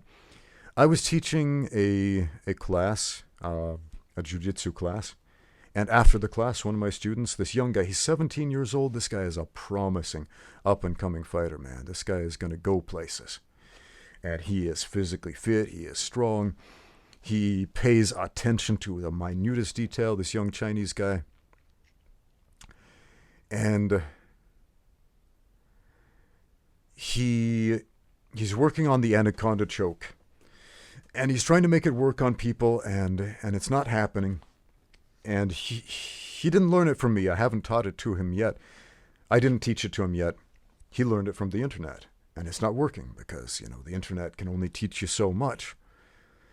And so I have him try it on me. I'm like, okay, you're doing this and this and this. Let's change this and this. And I emphasize the power on the gator roll by swinging the knee underneath instead of the head position. I show both, but I emphasize the power. The head position is really the most important part of the gator roll, setting up an anaconda choke. And he does exactly what I tell him to do. Exactly. And the first time, okay, great. It works. I'm like, okay, let's do that again. Let's get some reps in. Sorry, I'm coughing a little bit.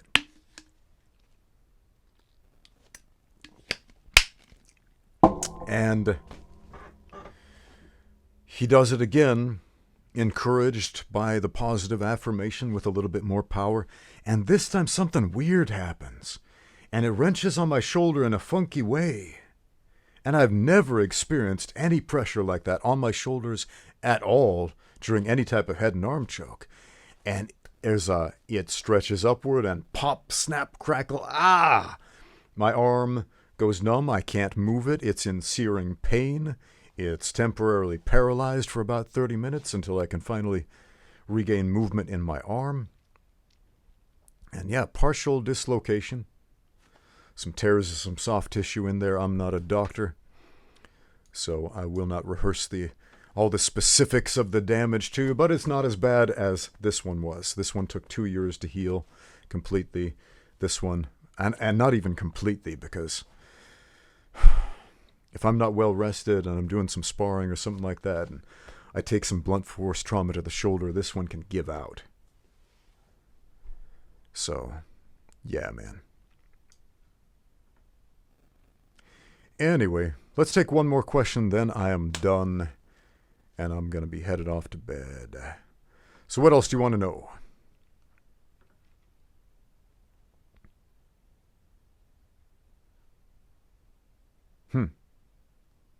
Okay. This is an interesting question, and I have discussed this before, but it's worth talking about again. Well, I'm going to address these two questions here. First, AAA wants to know if I would do videos from the Shaolin Temple. One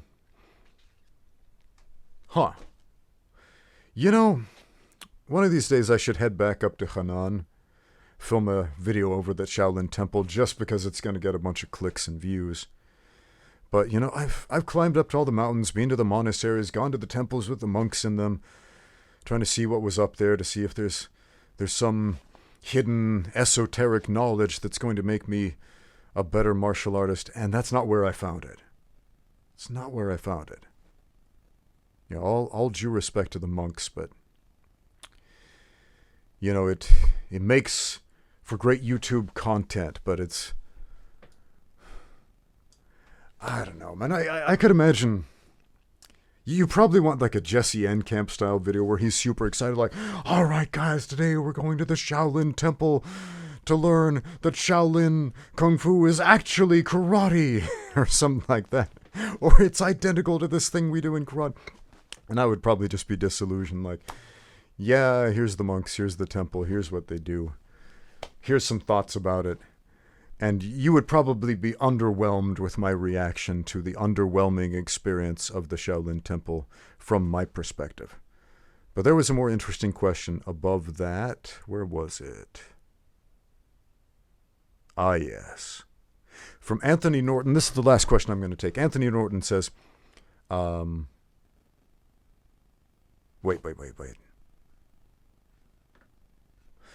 The world's strongest man, Mitchell Hooper, will fight Eddie Hall in WSM 2017 in MMA in February 2024. The UFC does not have an open weight class. Is it possible for 140 kilo men to have a solid, entertaining match? Yes, of course it's possible. I've seen 140 kilo men and actually bigger fight before. And I've seen entertaining matches in that weight class, and I've seen lame, terrible matches in all weight classes. It's possible, sure. If your question is, will Eddie Hall versus Anthony Norton be a good fight? I don't know, man. That's a tough one. Because we got two guys basically learning the sport. Eddie Hall's had some boxing experience, and it's weird seeing a guy that size and that shape box. Because most of his boxing forays, he's fighting much, much smaller guys and kind of bullying them around with his size. And then he fights Thor, who he can't bully around with his size, and it's just kind of a weird boxing match, right? Where we have two fairly inexperienced boxers going at it against a guy their own size for the first time. And so it's a lot like watching an amateur boxing match with smaller guys. So I think this fight is probably going to look a lot like an amateur MMA fight with guys of any size, really. It's probably going to end with a guillotine choke, because these guys probably don't know how to not break their posture at this point in their careers. And one of them is going to grab the head and squeeze really hard. And it's not going to be a tight technical guillotine, but that's probably what's going to happen. And they're going to squeeze, and because they're so big and strong, it'll put a lot of pressure on the neck, and they will panic and tap. I don't know who's going to do it, but that's probably how this fight is going to end. First round guillotine choke. Probably around the 4-minute mark. So there's my prediction. Yeah. All right, guys. That has been our discussion about Ngannou versus Fury, our Q&A with the coach, and everything else we discussed tonight. Thank you so much for watching. Thanks for all the super chats. I appreciate your time, every last one of you, spending a moment of your life with me. Thanks for watching. Now get out there and train.